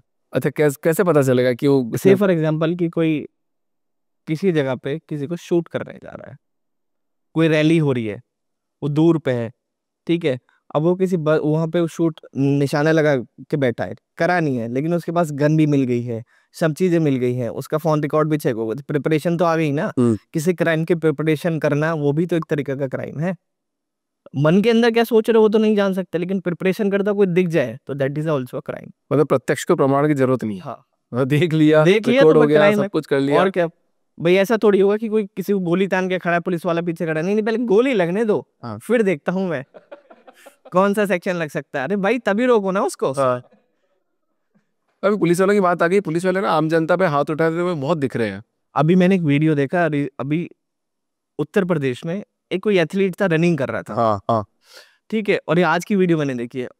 वो तो रनिंग करते करते उसका कंधा लग गया एक पुलिस वाले के। पुलिस वाले सिविल में था, नीचे खाकी उसने कलर की वो पहन रखी थी पैंट। तो वो पुलिस वाला इतना आग पे बोला, उसका चाटा रख दिया उस एथलीट के, धक्का मारा, चाटा रख दिया, वायरल अभी आप देखिएगा आप इस चीज को। तो अब उस सिचुएशन में सोचो कि क्या कर सकते हैं हम। अब मुझे मैं कहूँ वो सिविल में है, मुझे तो नहीं पता पुलिस वाला है, तो मैं तो उसको सिविल की तरह ट्रीट कर सकता हूँ। समझ रहे हैं ना मैं क्या कह रहा हूँ, क्या कहना चाह रहा हूँ? हाँ। कि अगर वो सिविल ड्रेस में, मुझे क्या बताओ पुलिस वाला है, अगर उसने मुझे मारा है तो मैं अपना आत्मरक्षण तो कर सकता हूँ ना। हाँ। अगर वो वर्दी में होगा तो नहीं कर सकता हूँ। अगर वर्दी में चाटा मार रहा है तो क्या कर सकते हैं? तो उसमें आपको प्रूफ इकट्ठे करने पड़ेंगे। फिर वो तो कैसे करेगा, मतलब दे दिया, धर दिया। तो धर दिया। आज के टाइम में जैसे उसकी वीडियो रिकॉर्डिंग वायरल हो गई ना, हाँ हाँ। वो अभी हो जाएंगे, पिल जाएंगे महाराज। ठीक है, तो कहानी यही है कि दिमाग खोल के या तो उस चीज से बाहर निकल के, एक तो तुरंत हमेशा, शायद चाहे वो पुलिस वाला है लेकिन आप भी पुलिस को कॉल कर दो, रिकॉर्ड क्रिएट करो। ठीक है, मैंने तुरंत 112 नंबर पे कॉल कर दी थी, उसका आपने क्या लिया? रिटर्न कंप्लेंट भी भेजो पुलिस स्टेशन में। उस पुलिस वाले, हमें पता नहीं एक्शन लेगा, नहीं ले, कोई दिक्कत नहीं, सीनियर ऑफिशियल्स को भेज दो, मुझे पता कोई भी नहीं ले रहा उसके अगेंस्ट में, उनके बेसिस पे मैं कोर्ट तो जा सकता हूँ। सोशल मीडिया पर डाल दो तुरंत। हाँ, सोशल मीडिया तो आज के टाइम में ऐसा है, अगर आपके पास वीडियो आ गई है तो भैया फिर तो सबसे जो जल्दी आपको इंसाफ मिलेगा सोशल मीडिया पे मिलेगा। हाँ हाँ हाँ। डाल दो वीडियो, फटाफट वायरल हो जाएगी वीडियो, और फिर अपने आप ही आपको ना कोई एप्लीकेशन देनी, ना कोई कोर्ट में पिटिशन डालनी, तुरंत एक्शन उसके ऊपर हो जाते हैं। हाँ। अगर नहीं मिलती है आपको कोई चीजें, फिर भी चीज नहीं होते, तो रिकॉर्ड क्रिएट करके कंप्लेंट वगैरह दे सके आप कोर्ट का दरवाजा खटखटा सकते हैं। उस चीज में भी समय लगेगा, लेकिन वो वही एक ऑप्शन है इन सब चीजों के अगेंस्ट में। अच्छा, यहाँ पे बात आ रही है, मतलब मार धाड़ की थोड़ी सी बात आ गई, तो बेंगलोर के वीडियोस आप देखते होंगे काफी, कि वो रोड रेज में बहुत मार रहे हैं, शीशा तोड़ने की कोशिश कर रहे हैं। तो उस केस में क्या किया जाए, मतलब आत्मरक्षा के लिए क्या, कितने तेज उसको प्रहार कर सकते हैं, क्या उसका मर्डर भी कर सकते हैं, बहुत मार सकते हैं, उस सिचुएशन में क्या किया जाए? अगर मुझे लग रहा है मेरे ऊपर जान का खतरा है, हाँ। तो मैं तो दूसरे इंसान का फिर अपनी जान बचाने के लिए वो मारना पड़े तो मार भी सकते हैं उस चीज में। मेरे यहाँ पिस्टल कोई लगा के खड़ा है, मुझे पता है गोली चली तो मैं मरूंगा, मेरे पास कोई वेपन आएगा और मैं फिर अपनी जान बचाने के लिए जितनी जोर से मार सकता हूँ मारूंगा फिर उससे। आप समझिए उस चीज को। लेकिन जो वो वाली वीडियो है उसमें वो गाड़ी के अंदर है, तो इमीडिएट जान का खतरा नहीं है। वो गाड़ी के बाहर है, वो मार रहे हैं, आप एक्सेलरेट करके भागिए। उसमें उनको चोट लग रही है, गिर रहे हैं, गाड़ी का धक्का लगे जा रहा है, लगने दीजिए, फर्क नहीं पड़ता है। नहीं फर्क पड़ता है, क्योंकि आप वीडियो रिकॉर्डिंग भी कर रहे हैं। क्योंकि नहीं, वो तो आपको मार देंगे ना, आप वहां खड़े रहेंगे, वो शीशा फोड़ेंगे, शीशा किसी की आंख में लग गया, कहीं लग गया, कोई पत्थर रॉड मार रहे हैं, आप तो मर सकते हैं। तो अपनी जान बचाने के लिए सेल्फ डिफेंस का आपके पास राइट है, हर इंसान के पास राइट है सेल्फ डिफेंस का। कोई प्राइवेट इंडिविजुअल, क्योंकि पब्लिक जो वो होते हैं पीएसयूज होते हैं, पुलिस के अगेंस्ट में आपको सेल्फ डिफेंस का राइट अवेलेबल नहीं है, पुलिस के पास में नहीं है। मतलब पुलिस के अगेंस्ट में, कोई पुलिस किसी को मार रही है तो उसके अगेंस्ट में नहीं है, जो कि बहुत गलत चीज है। एक सर्टेन एक्सटेंट तक देना चाहिए उस चीज में, ठीक है। लेकिन अगर प्राइवेट इंडिविजुअल आपकी जान लेने की कोशिश कर रहा है, आपकी गाड़ी पर हमला कर रहा है, तो जो आप कर सकते हैं करिए सिचुएशन में, बाद में देखा जाएगा, बाद में हम कोर्ट में सुलटेंगे। मतलब बिल्कुल घबराने की जरूरत नहीं, गाड़ी में एक्सीलेटर लगाया, भगाए जहाँ जैसे दौड़ा सकते हो वैसे दौड़ाएं, और go to the nearest police station. इसमें किसी और को चोट लग गई तो दूसरी गाड़ी वाले को चोट लग गई तो भाई मैं जस्टिफाई कर दूंगा ना, मेरी जान के ऊपर खतरा था, मैं क्या करता? अगर वो जो मैंने, देखो सिंपल, कोर्ट में मुझे ये जस्टिफाई करना है कि जो मैंने वहां पे किया, जो मैंने रिएक्शन आया मेरा उस एक्शन के बाद जो लिया, वो जस्टिफाइड था, मुझे वो जस्टिफाइड कर रहे हैं बस। अगर मैं उसको जस्टिफाइड कर सकता हूँ कोर्ट के सामने तो कोई दिक्कत नहीं। मतलब आपको बस आपके जस्टिफिकेशन होने चाहिए, मैं जहाँ तक समझ पा रहा हूँ कि कुछ भी मुझे करो, जान बचाने के लिए वही जरूरी था। मैं एक्सेलरेट नहीं करता तो मैं वहां से नहीं भाग पाता, बैक नहीं करता एक्सेलरेट तो नहीं भाग पाता। आगे एक्सेलरेट किया, उसमें टक्कर लगी, वो नीचे आ गया, उसके पैर पे चढ़ गई, मैं क्या करूं? मुझे तो जान बचानी है अपनी। गाड़ी से बाहर निकलूंगा तो मार देगा मुझे वो। क्या कर सकता? हाँ राइट। अच्छा, लिव इन रिलेशनशिप की बात भी बहुत, क्योंकि अब तो ये तो कल्चर बन गया है, मतलब ठीक है, पहले तो नहीं हुआ करता था, कुछ साल पहले तो मैं भी नहीं देखता था, मतलब मैं इंजीनियरिंग कॉलेज में था तब तो शायद मैंने ऐसा कॉन्सेप्ट सुना भी नहीं था कि लिव इन में रह रहे हैं, ये कर रहे हैं, बट अभी तो एक्सट्रीम हो गया है। आज से 10 साल पहले नहीं था, बट अभी बहुत हो गया है। तो इनके लिए कोई अधिकार बने हैं, इनके लिए कोई कानून बने हैं जो लिव इन रिलेशनशिप में रह रहे हैं? पहली चीज, लिव इन रिलेशनशिप आज के टाइम में आने वाले फ्यूचर फॉल्स रेप केसेस की जड़ बन गई है। क्योंकि अब मैं आपके साथ या कोई लड़का लड़की रिलेशनशिप में आते हैं, लिव इन में रहना स्टार्ट करते हैं, स्टार्टिंग में कौन सा तय होता है शादी करनी शादी नहीं करनी? ये कौन सोच के जाता है रिलेशनशिप में, किस कहीं जगह फ्लैट ले लिया, रह रहे हैं साथ में, काम कर रहे हैं, कि हम जो ये स्टार्ट किए चीजें शादी के लिए की हैं, एक दिन पे शादी करेंगे? नहीं फिक्स होता है, किसी का नहीं होता है। लेकिन एंड में जब चीजें टूटती हैं, चाहे किसी भी रीजन से हो, लड़की चीटिंग कर रही है, लड़का चीटिंग कर रहा है, व्हाटएवर द रीजन इज, लेकिन अगर वो एंड में नहीं चीजें बनती है तो लड़की के अगेंस्ट में बहुत सारी चीजें हो जाती हैं।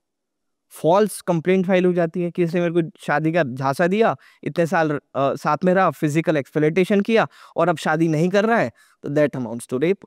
नया कानून का 69 है, बीएनएस का सेक्शन 69, सेक्शन भी बहुत यूनिक है, ठीक है, सेक्शन 69, ठीक है। उसमें ये कि अगर आपको कोई शादी का झूठा वादा करके आपको एक्सप्लॉयटेशन, फिजिकल एक्सप्लॉयटेशन करता है तो आप उसके अगेंस्ट में सजा है, 10 साल तक की सजा हो सकती है। आप लड़का भी कर सकता है क्या? सही मेरे लड़का नहीं कर सकता।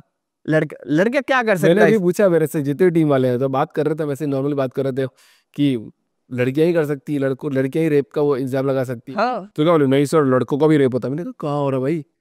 लड़का तो कुछ नहीं कर सकता, लड़का बच सकता है, बस भगवान का सहारा है, भगवान के हाथ जोड़ सकता है लड़का, उसके अलावा उसके पास कोई ऑप्शन नहीं है। कोई ऑप्शन नहीं है। इस देश के कानून के हिसाब से तो कुछ नहीं हो सकता। होना चाहिए आपके हिसाब से? आपको लगता है बिल्कुल होना चाहिए। क्या कानून बनना अब चाहिए? मेरी आप बात समझिए कि लड़के के अगेंस्ट में सेक्सुअल नहीं चीज हो सकती है, हाँ, ठीक है। कोई लड़की किसी लड़के के ऊपर जबरदस्ती नहीं कर सकती, कर सकती है। तो उसके अगेंस्ट में कोई हमारे पास प्रावधान है? नहीं है। जाओगे कंप्लेंट दोगे तो हंसेगा और पुलिस वाला, अबे तेरे को लड़की ने छुआ, अरे तो क्या हो गया, ये तो बहुत अच्छी बात हुई, ये बहुत अच्छी बात हुई, ये गलत है। ठीक है। मेरी मर्जी है ही नहीं, उनकी कंसेंट है। आप समझ रहे हैं? होना चाहिए, बिल्कुल होना चाहिए उस चीज में।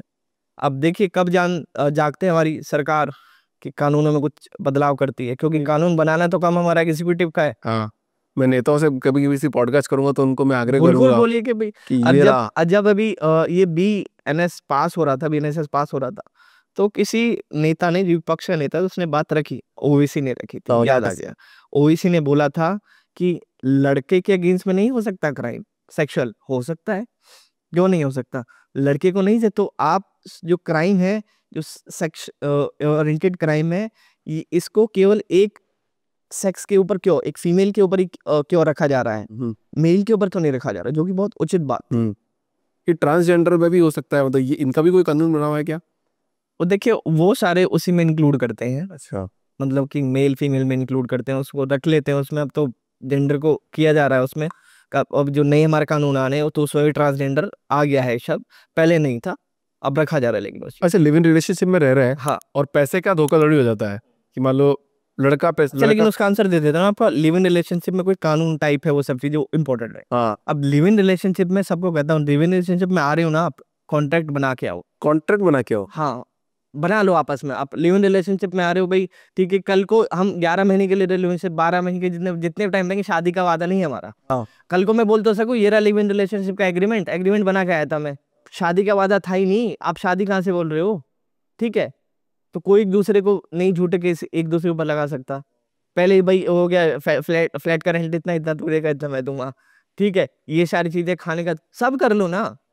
अगर अच्छी चीजें रही आपस में तो कोई दिक्कत ही नहीं है, लेकिन बुरी चीजें रही तो काम तो आ जाएगा आपको बचाने के लिए, स्पेशली लड़के को।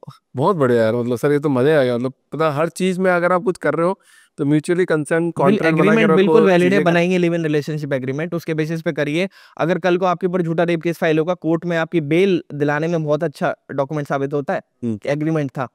अब दोनों एडल्ट थे, दोनों अपनी मर्जी से गए, दोनों अपनी मर्जी से रिलेशनशिप एस्टेब्लिश कर देते, लेकिन एक टाइम बाद फोर्स थोड़ी किया जा सकता है, ये शादी ही करनी पड़ेगी। राइट। वो चीज अब इसे फाइनेंशियल फ्रॉड भी, मतलब अब तो चलो अभी तो नहीं करते लोग, क्योंकि उनको खुद को डर लगता है कि यार ये पेपर आउट हो गया तो अगर फाइनेंशियली फ्रॉड हो जाता है, मतलब लड़के के साथ फाइनेंशियल फ्रॉड हो गया, अगर इसको लड़की ने बहुत पैसा लूटा, तो उस केस को कैसे सॉल्व किया जाए? कल ही भेजा मैंने नोटिस, कितने का था?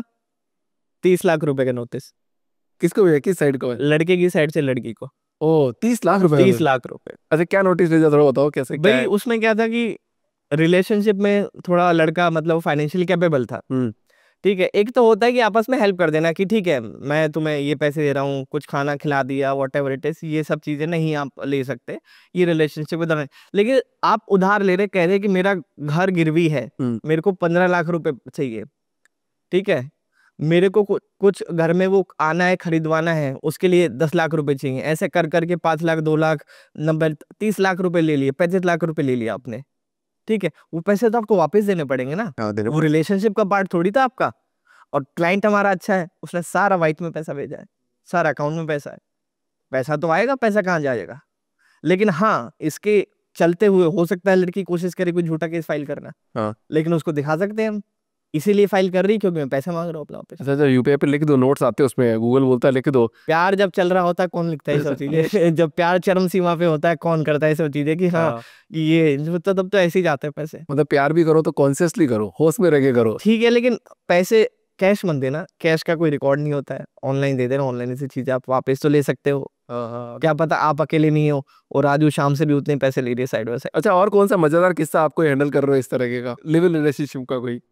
अच्छा, लिव इन का तो वही नॉर्मली केसेस हमारे पास है, जो फेमस केसेस है कि शादी का प्रेशर बनाना आ जाता है लड़के के ऊपर कि 5-6 महीने से रह रहे थे, म्यूचुअली रह रहे थे, दोनों ने अपने बेनिफिट्स लिए हैं भाई, आप लड़के के बेनिफिट्स को ऊपर क्यों रखोगे, लड़की के भी बेनिफिट्स हैं, दोनों ने पार्टिसिपेट हर चीज में साथ साथ किया है, तो लड़का ही क्यों उसमें आप उसको डिमीन करोगे, वो तो गलत चीज है। तो कि शादी नहीं करोगे तो केस आया था हमारे पास कि वो मतलब अब लड़के की मतलब सब रिलेशनशिप ओवर हो गई, जितना भी टाइम रहे साथ में, उसके बाद दोनों अपना अपना काम कर रहे थे, तो लड़का फिर अपने परिवार के साथ रह रहा है, उसको हो गए थे 6-7-8 महीने रहते हुए, तो वो फिर शादी का बात चलने लगी, उसके घर वालों ने लड़की देखी, सब चीजें सगाई हो गई की बात चलने लगी, लड़की को बात पता चली है क्योंकि सेम ऑफिस में काम करते थे, लड़की ने फिर उसके ऊपर बोला कि भाई अब तो मैं तेरे ऊपर झूठा केस फाइल करूंगी, तू मेरे से शादी कर। उसने बस शादी क्यों करनी, ऐसा तो कुछ हमने कभी बात ही नहीं करी थी, क्यों करूं शादी, नहीं शादी तो करनी पड़ेगी, उसे वो डिमांड लाएंगे तो इतने पैसे दो, ठीक है, लड़ रहे हो केस, हम कर रहे हैं, ज्यादा डिटेल्स नहीं दे सकते कि रनिंग केस है मेरा। अच्छा, कोई एक्स्ट्रा मैरिटल अफेयर हो गया किसी का, शादीशुदा आदमी, ये तो आज के टाइम में मतलब आप समझ लो एक्स्ट्रा मैरिटल अफेयर तो मतलब थोक के भाव, मुझे बोलने नहीं दिया आपने, चलो आप बता दो। लिटरली मैं बता रहा हूँ, इतने मैसेजेस मेरे पास आते हैं, थोक के भाव है एक्स्ट्रा मैरिटल अफेयर, मतलब मुझे लगता है अब उसी को देखते हुए मैं अपनी शादी नहीं कर रहा हूँ, तक मैं डिले कर रहा हूँ शादी अपनी, कि कहाँ विश्वास करूँ मैं, डाइवोर्स इतने देख रहा हूँ, सब एक्स्ट्रा मैरिटल अफेयर तो आप समझिए इतने कॉमन हो गए सोसाइटी में, इतने कॉमन हो गए, क्या किया जाएगा। तो अब जैसे कर लिया उन्होंने, ठीक है, एक्स्ट्रा लड़के ने कर लिया, लड़की शादीशुदा नहीं है, ठीक है, तो क्या अब लड़की केस कर सकती है कि नहीं, तेने मेरे से ऐसा वादा किया था, तू मेरे से शादी क्यों नहीं कर रहा, जबकि वो ऑलरेडी मैरिड है? क्योंकि तो लड़की को सी कर तो सकती है, कर रखे हैं केस बहुत सारे, मैं आपको बता दूं, उसमें कहता है कि इससे बोला था मैं तलाक लूंगा तेरे लिए, अच्छा बोला था, हाँ, छोड़ के आऊंगा, तलाक लूंगा, तेरे से शादी करूंगा, हाँ, ठीक है, फिर on the pretext of marriage, लेकिन उसमें अभी सुप्रीम कोर्ट की भी जजमेंट थी, हाई कोर्ट की जज, वो कहते हैं कि भाई जब तुम्हें पता था ऑलरेडी शादीशुदा है तो शादी की तो उसके बेसिस पे तो गुंजाइश ही नहीं है, फिर तुम उसके बेसिस पे केस डालोगे, लेकिन हरेस तो कर सकती है ना, एफआईआर हो गई, अरेस्ट का खतरा हो जाता है, आपका इतना पैसा खराब होता है, कोर्ट के चक्कर लगाते हैं, हरेसमेंट तो पूरा हो सकता है आपका। बट एक्स्ट्रा मैरिटल अफेयर हमारे देश का ये दुर्भाग्य है कि जो शादियां हैं वो बर्बाद हो रही है, ठीक ठाक लेवल पे बर्बाद हो रही है। अब सबसे बड़ा कारण पता नहीं क्या है क्या नहीं है, हो सकता है इजी, आज के टाइम में जो ऐप है, डेटिंग ऐप से फलाना देखना, उस पे है सब चीजें, लड़का भी, हस्बैंड भी उस पे डेटिंग ऐप पे, वाइफ भी डेटिंग ऐप पे, दोनों, कई केसेस तो ऐसे, हाँ लड़का भी एक्स्ट्रा मैरिटल में, लड़की भी है, दोनों को पता है, दोनों खुश हैं, ऐसा भी केस? हाँ। अच्छा, लड़कों की साइड से ज्यादा केस आते हैं कि लड़कियों की साइड से ज्यादा केस आते हैं? आज के टाइम में तो दोनों आप समझ लीजिए 19-20 का ही फर्क है, इतना ही फर्क है? हाँ, 60-40 का रेशो हो सकता है, कई जगह पर 60 लड़कियां हैं, ज्यादा लड़कियां हैं कई स्टेट्स में कह सकते हो। कौन सा है, मतलब कौन स्टेट की बात कर? दिल्ली एनसीआर में तो मैं आपको कह सकता हूँ कि 50-50 का रेशो है, अगर एक्स्ट्रा मैरिटल अफेयर हो रहे तो लड़के लड़कियां बराबर हैं उस चीज में, थोड़ा उधर पीछे ले जाते हैं वहां पे फिर लड़कियां कम लड़के जाता है। तो इसमें बचने का कोई उपाय? बचने का तो उपाय भगवान है, फिर क्या ही कर सकते हो। अब सोचिए ना, शादी हो गई आपकी, अब एक्स्ट्रा मैरिटल के बचने का उपाय क्या, आप तलाक ले सकते हो, उसको adultery is no more a crime, adultery पहले क्राइम हुआ करती थी, अगर शादीशुदा हो आप, या वाइफ या हस्बैंड किसी दूसरे के साथ फिजिकल रिलेशन एस्टैब्लिश करती है तो वो क्राइम होता था, उसके आपको जेल भी हो सकती थी, FIR भी हो जाती थी आप पर। लेकिन अब उसको हटा दिया है, उसको अनकॉन्स्टिट्यूशनल कर दिया कि भाई अपनी मर्जी जो भी करना कर सकता है इंसान। हाँ बस उसको एक डाइवर्स का ग्राउंड है, it is a ground for diverse, इसके बेसिस पर आप डाइवर्स ले सकते हो। लेकिन प्रूव करते रहो फिर कोर्ट में, हाँ ये उसमें थी। और एडल्ट्री भी क्या है कि एक टाइम एडल्ट एक बार किसी के साथ कर लिया नहीं, एडल्ट्री भी कंटिन्यूस दिखानी पड़ी आपको कोर्ट में कि इतने लगातार समय तक चीजें करी हैं। अब सोचो, तो बाद में लास्ट में मांड वाली होती है, मतलब देखा जाए तो अगर सेटलमेंट की होता है। settlement ही जितने हो। हमारे देश में मैट्रिमोनियल डिस्प्यूट्स हैं 90% केसों में, 95% केसों में सालों चक्कर काटने के बाद सेटलमेंट ही करते हैं। तो जज नहीं हंसते बैठ के पीछे कि तो ये उनको क्या, भी पता होता है, उनका डेली का होता है, जजेस को पता होता है। अभी मैं कोई लिटरली, जज का केस आता है क्या ऐसा? हाँ वो नहीं बता सकता, आया भी है तो नहीं डिस्क्लोज कर सकता। बट आते हो गए? हाँ भाई, वो उनका भी तो अपना मैट्रिमोनियल तो आते हैं, ठीक है। तो अभी रिसेंटली एक फैमिली कोर्ट में अपेयर हो रहा था, तो जज साहब, वो फैमिली कोर्ट में उनकी पहली पोस्टिंग थी। वो पहले सिविल कोर्ट थी, क्रिमिनल कोर्ट थी, फैमिली कोर्ट में लड़ाइयाँ चलती हैं। जो जितना कहता होता है ना मेरे को शादी करनी, शादी, एक दिन फैमिली कोर्ट में भेज दो उसको किसी भी डिस्ट्रिक्ट कोर्ट की, वहाँ एंटरटेनमेंट ही अलग चल रहा है। उधर से वाइफ चिल्ला रही है, उधर से वो उसका खून का प्यासा हो रहा है, उधर से आपस में इतने आर्गुमेंट चल रहे हैं। तो जज अभी कह रही थी, भाई मेरे को 3-4 दिन हुए इस फैमिली कोर्ट में हुए, कैसे कर लेते हो आप इतनी एनर्जी? वकील भी आपस में लड़ रहे हैं, क्योंकि वकील का क्या है, अब जो क्लाइंट है मैट्रिमोनियल के, दोनों इमोशनल होते हैं। हाँ लड़की ज्यादा इमोशनल है, और वो कहती सर ये क्या करा रहे हो मेरे साथ, तो ये हो गया फलाना हो गया। उनको चाहिए इंस्टेंट जस्टिस, डेली बेसिस पे जस्टिस चाहिए। आज मैं जीत रही हूँ हर डेट पे, देखो आज मैंने ये करवा दिया तुम्हारे, आज जज साहब ने उसको डांट दिया, उसको डेली की खुशी चाहिए। वकील फिर हम पंप अप हो जाते हैं, जज साहब क्या हो गया, देखिए इसके साथ कैसा घर से बाहर निकाल दिया है, बच्चे को खर्चा नहीं दिया जा रहा है, क्या चढ़ दिया है, ये सब चीजें, ये सारी चीजें तो एंटरटेनमेंट का साधन है। हाँ। आप किसी दिन आप बोर हो रहे हो, जाइए किसी डिस्ट्रिक्ट कोर्ट में, फैमिली कोर्ट में जाके बैठ जाइए, मजा आ जाएगा, और शादी करने का आपका जो इरादा होगा वो चला जाएगा, अगर नहीं करी तो। अरे एक कोर्ट और होता है ना जिसमें मतलब उलूल जुलूल के केस आते हैं, जिसमें मतलब तेने मेरे को पानी नहीं पिलाया तो मैंने तेरे को केस कर दिया। ऐसा भी कोई एक ऐसा भी मैटर होता है ना कि मतलब मैंने तेरे पे पेन फेंक दिया तो तूने मेरे इंसल्ट कर दी। वो सिविल केस है तो है इंजंक्शन, मतलब वो डैमेजेस, हम डैमेजेस क्लेम करते हैं। हाँ से फॉर एग्जांपल एक बड़ा ही मतलब यूनिक मैंने केस देखा था, सामने की इमारत बनी, हाँ इमारत बनी, तो उससे क्या होता है, धूप पानी बंद हो गई सामने वाले घर पे, ओ तो उसने केस डाला डैमेजेस का। उसने 3-4 साल टेस्ट वेस्ट कराए, तो विटामिन डी की कमी, बहुत सारी चीजें हो गई थी, तो कह रहा कि मेरी तो विटामिन डी की कमी इस इंसान की वजह से हुई है। पहले मुझे धूप आती थी, इसने इस तरीके से घर बनाया कि मेरी धूप आनी बंद हो गई, और डैमेजेस भी ले लिए फिर उसने। मुझे बहुत मजा आ रहा है, 2-4 केस और बताओ यार ऐसे कर। तो इस तरीके से तो मैं कह रहा हूँ हमारे देश में इंसान बड़े यूनिक है। हाँ खाली बैठे तो कुछ नहीं, चलो कुछ अच्छा कर लेते हैं। हाँ। तो इस तरह के केसेस वहीं से पैदा होता है फिर। पुलिस वालों के बीच में भी कोई केस होता है क्या? पुलिस आपस में लड़ ली, उन दोनों के बीच में कोई केस आ गया? ये चीजें अब ये कहते हैं पुलिस किसी की सगी नहीं होती, किसी की मतलब दूसरी पुलिस वाले की भी सगी नहीं है, पुलिस वाले आपस में भी नहीं सगे। मैं आपको बता रहा हूँ एक चीज, बहुत सारा पॉलिटिक्स चलती है, प्रमोशन की पॉलिटिक्स हो गई, ड्यूटी की पॉलिटिक्स हो गई, ड्यूटी वहाँ उसकी लग रही है, या फिर कोई केस आ गया, समझ रहे हो, उस केस में दिख रहा है कि एक्सप्लॉइट करते हैं ये बार पुलिस वाले, इतना पैसा दो, इतना ही कर दो। अब उसमें दिख रहा है इसके पास तो बढ़िया केस आ गया, इतना पैसा चार्ज कर रहा है, मेरे पास तो क्या हो, तो आपस में डिस्प्यूट होते हैं फिर उनके, खूब बराबर डिस्प्यूट होता है इनके, मतलब इनके केस आते हैं कोर्ट में, खुद आपस पुलिस लड़ रही है? कई बार लड़ लेते हैं आपस में। कोई ऐसा केस इंटरेस्टिंग स्टोरी? मतलब मैंने सुना है ऐसा, मैंने तो पर्सनली डील नहीं किया, कि आपस में पुलिस स्टेशन में लड़ लिया आपस में, वो खूब गुस्से लात हो गई, सब चीजें हो गई, तो फिर उसका फिर नॉर्मली तो डिपार्टमेंट में सेटल हो जाता है कि दोनों की सरकारी नौकरी है, ठीक है। At the end of the day क्या करना है, नौकरी करनी है भाई उनको, दो वहाँ मंडवली वो कर लेते हैं बैठ, मतलब गड्डी रखनी है आपको एक ऐसे सेटलमेंट की, आपस में कर लेते हैं नॉर्मली तो बाहर, लेकिन हाँ आपस में नहीं बनती है मेजोरिटी पुलिस वालों की, बात सच है। और वो आपको बहुत सारी चीजों दिख भी जाता होगा, जो हमारी वेब सीरीज वगैरह आती है भी सच ही दिखाती है, सोसाइटी में जो हो रहा होता है वही दिखाती है। अच्छा, तो आपस में दुश्मनी भी होती है पुलिस वालों की, बहुत ठीक ठाक होती है। अच्छा ये कस्टडी में ले जाते हैं, मान लो कोई नॉर्मल बंदा उसको कस्टडी में ले जाए और कस्टडी में उसको खूब पिटाई करी उसकी, फिर वो बंदा कुछ और पुलिस वाले के खिलाफ कुछ केस कर सकता है? देखो इसमें क्या है कि सपोज करो किसी को गिरफ्तार किया, गिरफ्तार करके सबसे पहले 24 घंटे के अंदर से पुलिस स्टेशन, वहाँ मजिस्ट्रेट के सामने पेश किया जाता है। पहले पुलिस स्टेशन में मजिस्ट्रेट के सामने पेश जब किया जाता है ना, तो उससे पहले उसे नहीं मारते हैं, नहीं मारेंगे तो हाँ मतलब मजिस्ट्रेट के सामने लेके जाना है तब तक तो ठीक रखना है उसको ना, वरना वो कह सकता है मजिस्ट्रेट को मार रहे हैं सब चीजें। लेकिन मजिस्ट्रेट ने फिर उसके बाद 2 ऑप्शन होते हैं मजिस्ट्रेट के पास, तो भेजे जुडिशियल कस्टडी JC, या फिर भेजे PC पुलिस कस्टडी। तो पुलिस कस्टडी में सारे कांड होते हैं। जेसी में तो इंसान जेल में जाके बैठ जाता है आराम से।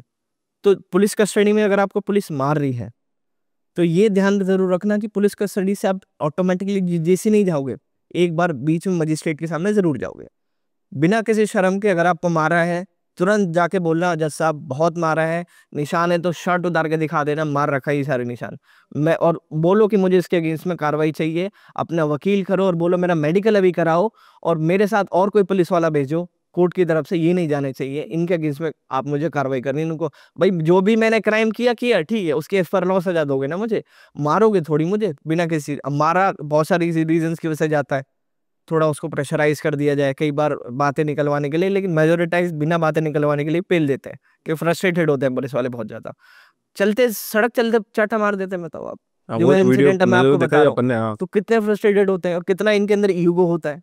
हाँ मतलब वर्दी का जोश होता है, जोश नहीं ईगो बोलता हूँ, ईगो है, वो ईगो है। एंड डज नॉट मैटर कि आप कांस्टेबल है, सब इंस्पेक्टर है, इंस्पेक्टर है, ईगो सबके अंदर बराबर है, सब में इक्वल है, ठीक है। अभी तो लेकिन वो चीज फिर जब वकीलों के केस में आती है, भाई हमारे पास तो आपको आना पड़ेगा ना कोर्ट में, हमें तो पुलिस स्टेशन जाने की जरूरत नहीं, तो हमारे साथ जब फिर वो ठीक रहते हैं। तो सर ये बताओ वकीलों पे भी केस होते हैं क्या? वकील भी वापस कोर्ट जाते हैं और उन पे कोई वकील केस कर रहा है? नहीं देखिए, वकील पे वैसे कोई इंडिविजुअल अगर वकील कोई क्राइम कमिट करेगा तो ऑब्वियसली चीज है, वो भी लॉ के दायरे में आता है, उसके ऊपर भी केस हो सकता है। लेकिन ऐसे आप कह रहे कि वो एक वकील दूसरे वकील के अगेंस्ट में कोई केस कर दे तो वो भी कर सकता है, लेकिन वो ये कि उसको फिर जस्टिफाई करना पड़ेगा कि जो भी उसके एलिगेशन है वो सच है नहीं है।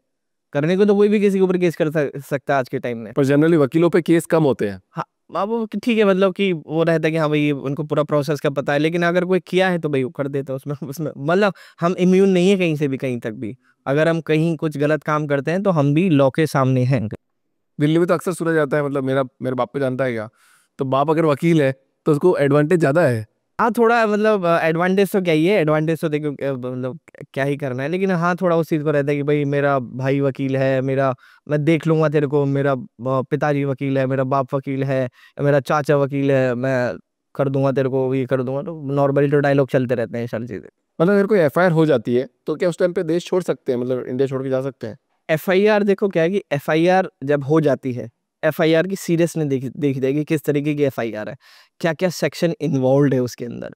से फॉर एग्जांपल मर्डर की एफआईआर है, ठीक है, या 420 की एफआईआर, मर्डर की एफआईआर है तो ऑब्वियसली चीज है अरेस्ट तो उसमें करती ही है पुलिस, मैंडेटरी मतलब उठा लेती है, क्योंकि उसे अपनी तहकीकात पूरी करनी होती है, ये सबसे सीरियस क्राइम होता है, ठीक है। तो उसमें कोई छुप रहा है, सब चीजें कर रहा है, जब अगर पुलिस को लग रहा है कि छुप रहा है तो फिर उसके वारंट वगैरह इशू करवा देती है। फिर प्रोसेस आता है पीओ डिक्लेयर कराना, प्रोक्लेम्ड ऑफेंडर, ठीक है। फिर होता है कि नोटिस उसके जो एयरपोर्ट्स पे भी उसके वो एलओसी, हाँ एलओसी खुलवा देना, लुक आउट सर्कुलर खुलवा देना। तो अगर आपके एलओसी खुल गए हैं तो आप एयरपोर्ट से जा ही नहीं सकते फिर। अच्छा। लेकिन अगर आपने अब दिमाग लगाया, उससे पहले भागने की कोशिश करी, तो उस पता कैसे चलेगा किसको कि ये क्रिमिनल जा रहा है या फिर एक आम इंसान जा रहा है। अच्छा, भारत में सबसे नामी वकील कौन है, मतलब सबसे जिन्हें मतलब 5 नाम ऐसे बताओ कि ये तो बेस्ट वकील है 5 ऐसे, मतलब 5 में तो मतलब ऐसा तो बहुत सारे नहीं है, 5 मतलब मैं 5 तो बहुत कम हो जाएंगे, कम हो गए, बहुत सारे वकील हैं। 5 जैसे 5 जैसे सबसे जैसे हमारे शाहरुख खान के बेटे का जिसने इन्होंने केस ले रहा था, मुकुल रोहतगी साहब, अच्छा वेरी मच फेमस, और वो ऐसे हैं कि धारते हैं, मतलब कोर्ट में आते इस टाइप से, ठीक है। फिर हमारे आगे कपिल सिब्बल साहब, वो भी बहुत फेमस है, ठीक है। फिर हमारे एक है जो कॉन्स्टिट्यूशनल लॉ के ऊपर बहुत अच्छी उनकी कमांड है, वो है राकेश द्विवेदी जी, जिनका नाम नॉर्मली लोग मतलब जो हमारे फेटर्निटी में है काफ़ी है, ठीक है। और इसके अलावा एक दो और है, मतलब मैं तो उनको ही ज़्यादा फॉलो करता हूँ, मतलब देखता हूँ नॉर्मली उनसे। हाँ, इसके अलावा है एक हमारे सीनियर एडवोकेट है नीरज किशन कौल सर, वो है, और भी काफ़ी इसी रेंज में बहुत सारे फिर एडवोकेट्स। अच्छा, एक केस लेते हैं, मतलब कोई पड़ोसी है, मतलब फ्लैट सिस्टम तो आजकल बहुत ज़्यादा बने हैं। तो पहले तो क्या होता था, आस पड़ोसी घर है तो अच्छे मतलब थोड़ा दूर दूर होते थे, आजकल तो आमने सामने फ्लैट बन गए हैं। हाँ, तो अभी किसी ने घर लिया है और सामने वाले ने भी घर लिया है, अब एक बंदे को बी बंदे से बहुत परेशानी है और वो बहुत उत्पाती है, मतलब बार बार कुछ ना कुछ करता है। अब छोटी छोटी बात होती है, चप्पल रख दी, चप्पल जूते रख दिए, किसी का मतलब कोई लोग आ रहे हैं उनके घर पे तो सामने मतलब चप्पल उतार दी तो बोलते हैं कि तुमने यहाँ क्यों कर दिया, उसमें फाइट हो जाती है। सामने गाड़ी खड़ी कर दी, स्कूटी खड़ी कर तो नहीं, दी, मतलब फ्लैट में अपन हाँ, अपन तो फ्लैट में फ्लैट फ्लैट के अंदर ही है। अच्छा, शू स्टैंड रख दिया, हाँ राइट गमले राइट रख दिए, राइट राइट राइट राइट। हाँ, मतलब कि कोई अपनी प्रॉपर्टी, कोई आपका बॉक्स आया है उसके सामने वहां पड़ा है, कचरा कर दिया उसके सामने, सब चीजें। तो इस केस में क्या फ्रस्ट्रेशन हो जाती है। अब वो बंदा फ्लैट तो छोड़ नहीं सकता है, अब या तो वो कुछ गलत कदम उठाएगा, या तो उसको मारने की कोशिश करेगा, या फिर कुछ वो भी उत्पाती काम करने की कोशिश करेगा, तो डिस्प्यूट बन जाएगा, फिर कोर्ट में मामला चला जाएगा। तो उससे कैसे बचा जाए पहले ही, प्रिवेंशन। ये आप अपना कोई पर्सनल एडवाइस ले रहे हो, मुझे लग रहा है। नहीं नहीं नहीं, मैं पढ़ता हूँ क्या 20 भी ना दिन पड़े सर को? ये मेरा पर्सनल नहीं, बट फ्लैट सिस्टम में देखिए, ऐसा होता फ्लैट है। सिस्टम का क्या है कि अगर सोसाइटी है तो सोसाइटी के कुछ नॉर्म्स होंगे उसमें। हाँ, तो आपके पास सबसे पहला राइट बनता है अपना सेक्रेटरी को कंप्लेंट करना, ठीक है, कि इस तरीके की चीजें कर रहे हैं। अगर नहीं बनते हैं, नहीं वैसी चीजें होती है, फिर आप उसके अगेंस्ट में एक सिविल केस डाल सकते हैं, अरे सिविल इंटेंशन, कि मुझे भाई ये मेरा जो धारा है इसमें, तो आप मेरे को परेशान ना करें। सिविल सूट डाल से इंजेक्शन ले सकते हैं उसके अगेंस्ट में। मारा पीटी से कोई समाधान नहीं निकलने वाला है, उससे तो फिर दोनों जाओगे अंदर। अच्छा, कोई दो बंदे साथ में रह रहे हैं, थोड़ा केस डिस्कस करते हैं, मतलब तो वो दोनों बंदे किसी ने किसी का मोबाइल देख लिया, चैट पढ़ रहा है, मोबाइल यूज़ कर रहा है, तो क्या उस पर भी वो लीगल केस कर सकता है कि यार तू मेरे बिना अनुमति के मेरा फ़ोन यूज़ कर रहा है, मेरी चैट पढ़ रहा है। ऐसे तो मेट्रो में जितने लोग जाते हैं सब पहले जाएंगे रोज रोज यही तो होता है मेट्रो में। क्या होता है, मेट्रो में इस साइड किसी मोबाइल खोल रखा होता है, साइड वाला पूरा पूरे मजे से उसकी चैट देख रहा होता है, पूरी मूवी तक देख डालते साथ में बैठ के। ऐसे नहीं मतलब अनइंटेंशनली दिख रहा है, वो दिखा रहा है। अगर हाँ, मैं आपका मोबाइल आपकी कस्टडी से निकाल के जानबूझ के लेके जा रहा हूँ, खोल के पर्सनली आपका डेटा निकाल रहा हूँ, तो मैं उसके अगेंस्ट में केस कर सकता हूँ। ऐसे जब वो खुले में ऐसे दिखा रहा है, जो कोई साइड में बैठ के देख रहा है, उसमें क्या ही कर सकता है। नहीं, पर्सनल, जैसे मैंने आपका फ़ोन ले लिया, हाँ और मैं आप वॉशरूम गए अभी, और मैं आपका फ़ोन देख रहा हूँ, हाँ, और आपको अच्छा नहीं लगा कि यार अभिषेक जी ये तो आपने गड़बड़ कर दी, मतलब अगर मुझे लग रहा है कि मेरा कुछ डेटा वगैरह कुछ है, तो मैं बिल्कुल उस चीज में मैं आपके अगेंस्ट सिविल एक्शन ले सकता हूँ। और क्या प्रूफ रहेगा आपके पास कि मैं आपका मोबाइल देख रहा था, मतलब कैसे प्रूफ कैसे करेंगे इसको। अब उस चीज में आपको कुछ ना कुछ तो दिमाग लगाना पड़ेगा। से फॉर एग्जांपल कि अगर आपके कमरे में तो सीसीटीवी कैमरे नहीं होंगे आपके, या फिर कोई पासवर्ड आपको उसका पता है ऑलरेडी आपके पास, या फिर आपको उसको मैसेज करो रात में जब वो चला जाए, यार आपने ठीक नहीं किया, आपने मेरा मोबाइल लिया, आप सबूत जनरेट कर लो फिर, ठीक क्या है। दिमाग लगा रहे हो ठीक वकील है, साहब। आपने फिर हाँ मोबाइल लिया, ठीक नहीं किया, वो रिप्लाई करेगा हाँ यार आज से बात नहीं करूंगा, गलती से कर लिया, ठीक है, हो गया सब। बहुत गजब है असल। अच्छा, एक बात बताओ कि अगर बिना वारंट के पुलिस घर पे आ जाती है आपको उठाने के लिए, हाँ और जनरली कभी भी हो भी जाता है, हाँ, लोगों बहुत के पास टाइम आ होता जाती है, है, कभी भी क्या होता है, बहुत टाइम होता है। तो उस केस में क्या करना चाहिए, मतलब। देखो, दो किस तरह के केस होते हैं इस देश में, एक होता है बेलेबल, एक होता है नॉन बेलेबल। बेलेबल जो ऑफेंस है, ठीक है, तो उस केसेस में आपको कोर्ट से वारंट की जरूरत होती है। किसी भी इंसान के घर में घुसने के लिए, तलाशी लेने के लिए, कुछ भी करोगे कोर्ट से वारंट लाने पड़ेंगे। दूसरा है नॉन बेलेबल, जो सीरियस ऑफेंसेस है, उसमें आपको कोर्ट के वारंट की जरूरत नहीं है, आपके पास खुद ही पावर है, आप इन्वेस्टिगेट करने के लिए आप उसके घर पे जा सकते हैं अगर नॉन बेलेबल ऑफेंस है तो बाकी ज़्यादातर मतलब बेलेबल ऑफेंस ही होते हैं। नहीं, ज्यादा नॉन बेलेबल होता है। मैं आपको बताऊं, बेलेबल में तो होता ही नहीं। बेलेबल में क्या होता है, बेलेबल बहुत छोटी मोटी चीजें होती हैं। हाँ, नॉन बेलेबल ज़्यादा होते हैं। मेजोरिटी नॉन बेलेबल है ना, कैसे, 90% मतलब थोड़ा क्राइम बताओ। जैसे नॉर्मली जब हम इसको कैटेगराइज करते हैं 3 साल से कम जो सजा वाले क्राइम है, नॉर्मली हम उसको बेलेबल, मेजोरिटी वैसे टाइप से बेलेबल होती है। 3 साल से ऊपर आते हैं नॉन बेलेबल टाइप से ऑफेंस। चोरी हो गया, किसी को मारना है, असॉल्ट हो गया, सीरियस डेथ 323 हो गया, वो बेलेबल है। थोड़ा डिस्क्राइब करो ना, मतलब केसेस के बारे में, जैसे मतलब किसी को थप्पड़ मारना, या फिर किसी की लकड़ी से कुटाई जैसे कि करना। मैंने किसी को थप्पड़ मार दिया, हाँ। थप्पड़ मारना बहुत छोटी चीज है, मतलब वो बेलेबल में आ जाएगा, 323 उस पे लगा आईपीसी, वो बेलेबल में आ गया। अब मैंने किसी को किसी रॉड से, पट्टे से धर दिया उसमें, और उसका सर खुल गया, वो फिर तो भाई अटेम्प्ट टू मर्डर में आ गया। मर्डर भी हो सकता था भाई, सर तो सबसे नाजुक चीज होती है, इस गर्दन से ऊपर तो सब नाजुक है, ठीक है। तो वो फिर हमारा 307 में आ जाएगा अटेम्प्ट टू मर्डर में, वो फिर नॉन बेलेबल हो गया। तो उसके लिए वो आपको पुलिस ढूंढ सकती है, आपके घर में भी जा सकती है, कर सकती है, पर आपके बिहाफ पे आपकी फैमिली को परेशान नहीं कर सकते कि आपके बिहाफ पे आपके पिताजी को उठा ले। ऐसा नहीं कर सकती कि तू नहीं तो तेरा पिता ही सही, ये वाला काम नहीं कर सकते। तो एक केस ऐसा होता था कि एक मेरा एक फ्रेंड है, फ्रेंड के फ्रेंड को एक किसी घुटने अच्छा उसको मारा, उसको बोतल। अब मारा तो बंदा चला गया कोमा में। ओके, अब इन्होंने तो केस किया परिवार वालों ने कि इसकी बहुत कुटाई करी, मारा, तो उस टाइम तो सबूत, क्योंकि सबूत तो कैसे बनाई वीडियो, क्योंकि कुटाई हो रही है उस केस से। अब सामने वालों ने भी केस किया कि भाई कि आप ये प्रूव करो कि भाई हमने मारा है, वो तो कोमा में है। अब पुलिस वाले ही बोल रहे हैं कि वो तो कोमा में है, अब तो बताए कौन कि किसने मारा है, वो तो बेल पे बाहर आ गए। अब इस केस में क्या होगा, कोई गवाह नहीं कोई है, गवाह नहीं है, विटनेस ही कोई नहीं नहीं है। है। उसके साथ कोई था भी नहीं जब वो पीटा है, कोई विटनेस देने के लिए रेडी किसी ने रेडी नहीं है नहीं, दो चीजें अलग रेडी नहीं है। रेडी नहीं है, तो उसमें पुलिस का काम है वो चीज बनवाना, नहीं बनवा रही है वो सब अलग चीज है। दूसरा, कोई भी कैमरा आपकी फुटेज नहीं मिल रही है नहीं पारी है। आपको कैसे इन्फॉर्मेशन मिली कि वहां पे उसके साथ ये सब चीजें हुआ है? वो जो साथ में तो बंदे थे वही लेके आए उसको। तो साथ में बंदे, तो साथ वालों ने नहीं देखा कुछ? देखा, पर वो मना करते हुए कि हम कुछ बोलेंगे नहीं। क्यों नहीं बोलेंगे भाई? नहीं देखो हमारा, मैं आपको बताता हूँ, फिर तो उनके केस में आप कार्रवाई करो। कोई क्राइम होता है, इस बंद कमरे में क्राइम हो रहा है, हम 3 लोग इस बंद कमरे में, 3 में से एक की मर्डर हो जाता है, अब सबसे पहला शक किसके ऊपर जाएगा? उन 2 लोगों के ऊपर। यही सेक्शन 106 एविडेंस एक्ट कहता है कि आपकी अगर उस प्रेजेंस में चीजें हो रही हैं तो सबसे पहला क्वेश्चन आपके ऊपर आएगा, आप एक्सप्लेन करोगे कि आपके ऊपर क्यों ना शक किया जाए, आपके ऊपर डाउट क्यों ना किया जाए, आपको डाउट अपने ऊपर से हटाना पड़ेगा। तो उनको गवाही देनी पड़ेगी, ऐसा नहीं देंगे, बिल्कुल देनी पड़ेगी उनको, नहीं तो उनके केस में कार्रवाई करो फिर। अब वो तो ऐसा बोल रहा है कि जैसे अगर अगर अब बंदा मर जाएगा तब जाके वो थोड़ा बहुत एक्शन लेना चालू करेंगे इस पे कि अटेम्प्ट टू मर्डर का तो अब भी हो गया ना, कोमा में कोई है, this is attempt to murder, उस सिचुएशन में पहुंचा दिया आपने उसको, मर जाएगा तो फिर मर्डर है। और अटेम्प्ट टू मर्डर तो अब भी है ना, इस सिचुएशन में तो आ गया है ना कि वो उस बीच में लटका हुआ है। अच्छा ना, बहुत सारे केसेस ऐसे भी है कि यार बहुत लाउड म्यूजिक चला रहा है, ये तो बहुत कॉमन है। रिसेंटली मेरे साथ हुआ था।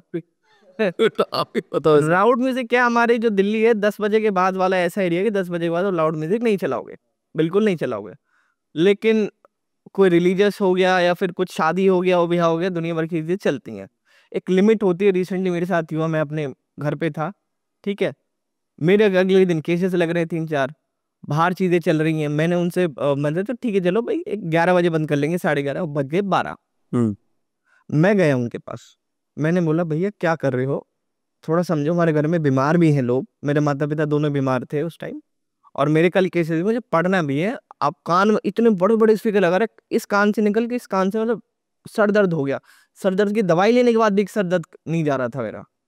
तो बोले नहीं ये तो ऐसा तो मंदिरों में तो सुबह सुबह तक चलते हैं। मैं कहा सुबह तक चलो, चलो ठीक है। मैंने लगाया फिर SHO को फोन, मैं कहा भेज दो पुलिस वाले एक बार। मगर 10 बजे के बाद तो तुम नहीं कर सकते ना, अलाउड ही नहीं है, तो मैं कैसे कर सकते हो तुम? ये तो बस आपसी उससे कर भाई, 10 बजे के बाद कोई भी म्यूजिक नहीं चला सकता। चला रहा था, पुलिस को कॉल कर दो सिंपली कि ये म्यूजिक हटाओ। तो पुलिस आई, उन्होंने फिर बोला 10 मिनट के अंदर हम कर देंगे। तो पुलिस ने मेरे से बोला सर बताओ क्या करना है, अभी उठाऊं या 10 मिनट रुकना है? तो मैंने बोला क्या कर रहा तुम? मैं 10, और स्पीकर तो उसी टाइम बंद करवा दिया था मैंने। 10 मिनट वो मुंह से चीजें कर रहे थे, जो भी वो टाइप से जो भी रिलीजियस एक्टिविटी कर रहे थे। रिलीजियस एक्टिविटी के अगेंस्ट में कोई नहीं बोलना चाहता, लेकिन एक हद तक कोई दूसरा हैरेस ना हो रहा हो ना, तो फिर वो हो गया। तो पुलिस को कॉल करिए आप इसी, क्योंकि पॉल्यूशन तो वो भी है, कानून तो उसके अगेंस्ट में भी है। तो ये जो रैलीज होती है बाहर निकले तो उसमें भी बहुत लाउड म्यूजिक चलते हैं, तो वो अलाउड रहते हैं कैसे? रात में कौन चलते हैं, रैली तो दिन में होती है, ठीक है, और उसकी परमिशन ली जाती है। बिना परमिशन की नहीं? बिना परमिशन का कोई रैली निकाल ही नहीं सकता, वो परमिशन लेता है, और परमिशन में फिर पुलिस भी साथ होती है कि अगर कोई बदतमीजी करते हैं ये या इनका करते हो, तो चीज़ों कंट्रोल करने के लिए भी होती है वो सब। एक ऑफिस में बहुत देखा जाता है कि बुलिंग होती है या फिर मानसिक उत्पीड़न बहुत कर देते हैं, कोई या तो बॉस कर देगा या फिर कलीग करते हैं ऑफिस। उसमें मैं आपको एक अच्छा एक्ट बताता था, बड़ा है पॉश एक्ट। पॉश एक्ट के बारे में सुना है आपने? थोड़ा ही सुना है, आप बताओ। पॉश एक्ट का आज के टाइम में सबसे ज्यादा मिसयूज हो रहा है ऑफिस में, इसका भी मिसयूज हो रहा है। मिसयूज हो रहा है। जितने भी फीमेल एम्प्लॉयज है, अगर उनके साथ कोई बदसलूकी करता है, कोई गलत चीज बोलता भी है, तो उसके अगेंस्ट में कमेटी होती है, पॉश कमेटी होती है हर किसी के अंदर, तो वो कंप्लेंट दी जाती है उसमें, और उसमें उस इंसान के अगेंस्ट में कार्रवाई हो सकती है, उसको जॉब से बाहर निकाला जा सकता है, बिल्कुल निकाला जा सकता है। अब क्या हो रहा है कि बड़े लेवल पे, बड़े बड़े कॉर्पोरेट सेक्टर्स में, बड़े बड़े जितने भी कंपनी है, सब चीजों में फीमेल एम्प्लॉयज इसका गलत फायदा यूज कर रही हैं। गलत यूज कैसे कर रही हैं कि से फॉर एग्जाम्पल उनको कोई टास्क दिया जाता है, वो पूरा नहीं करती उसको, अगर उसके अगेंस्ट में आपने गलत रिपोर्ट चढ़ाई, वो आपको थ्रेट करेगी मैं आपके अगेंस्ट में झूठी पॉश की कंप्लेंट दे दूंगा।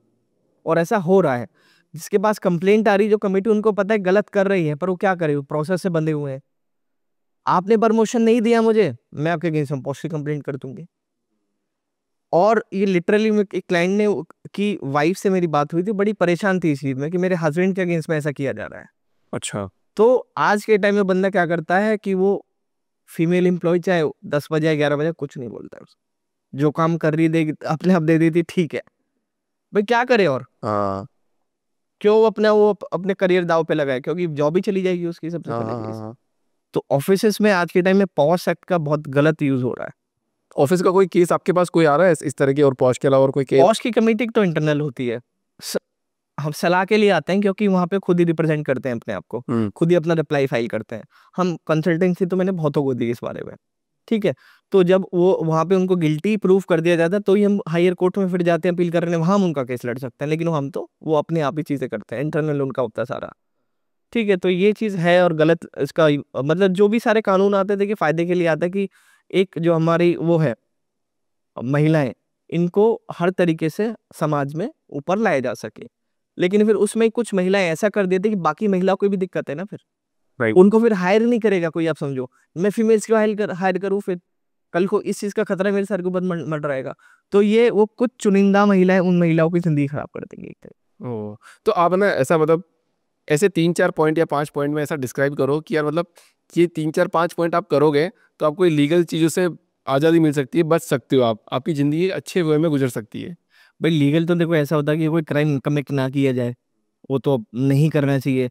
कोई आपके अगेंस्ट में चीजें कर रहा है कि इंसिगेट कर रहा है, कोई आपको कोई चीजें कर रहा है, तो आप उस चीज से दूर रहे, आप उसका प्रूफ बना ले, वीडियो बना ले, ठीक है। और आज के टाइम में सबसे मैं कहता हूँ कि आप सब अपनी जो नॉर्मल है, जो एक डेली दिक्कत आ सकती है, हर कोई गाड़ी चलाता है, गाड़ी में किसी को लग गई आगे, फिर लड़ाई हो रही, लड़ाई इतनी बढ़ जाती है, मर्डर भी हो जाते हैं सड़कों पर, ठीक है। तो डैश कैम भी बहुत जरूरी है आज के टाइम में, क्योंकि सीसीटीवी फुटेज तो आपके घरों पे रहते हैं, ऑफिस में रहते हैं, सड़क पे तो आप ऐसे ही घूम रहे हैं।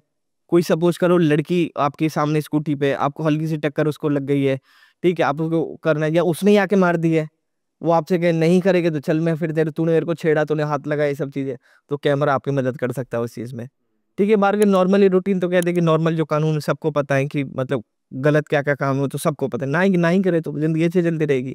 और शादी थोड़ा सोच समझ कर करें। बहुत मज़ा आया आपके साथ बात करके, लिटरली में बहुत ज़्यादा मज़ा आया, और इतनी अवेयरनेस आपने मेरे को दे दी ना, और मैं मेरे पॉडकास्ट के थ्रू लाखों करोड़ों लोगों तक पहुंचा रहा हूँ, ठीक है। पसंद आएगा, लोग लाइक करेंगे, कमेंट करेंगे, शेयर करेंगे, सब्सक्राइब करेंगे, तो ना अपन एक बार पॉडकास्ट और करेंगे। और लोग, कुछ लोगों के जो सवाल है, हाँ, वो लोग कमेंट बॉक्स में कमेंट करके बताएंगे कि यार हमारे को ये सवाल पूछना है, और कोई मदद की जानकारी, और मदद भी चाहिए वकीलों से, तो मैं बेस्ट वकील आपको रेफर भी कर रहा हूँ, मेरे पर्सनल रेफर कर रहा हूँ मैं जी। तो सब्सक्राइब जरूर करना दोस्तों द पावरफुल ह्यूमन शो को। Thank you sir, thank you so much for coming in this show, मजा आया आपके साथ बात करके काफी। बहुत बहुत धन्यवाद आपका, थैंक यू।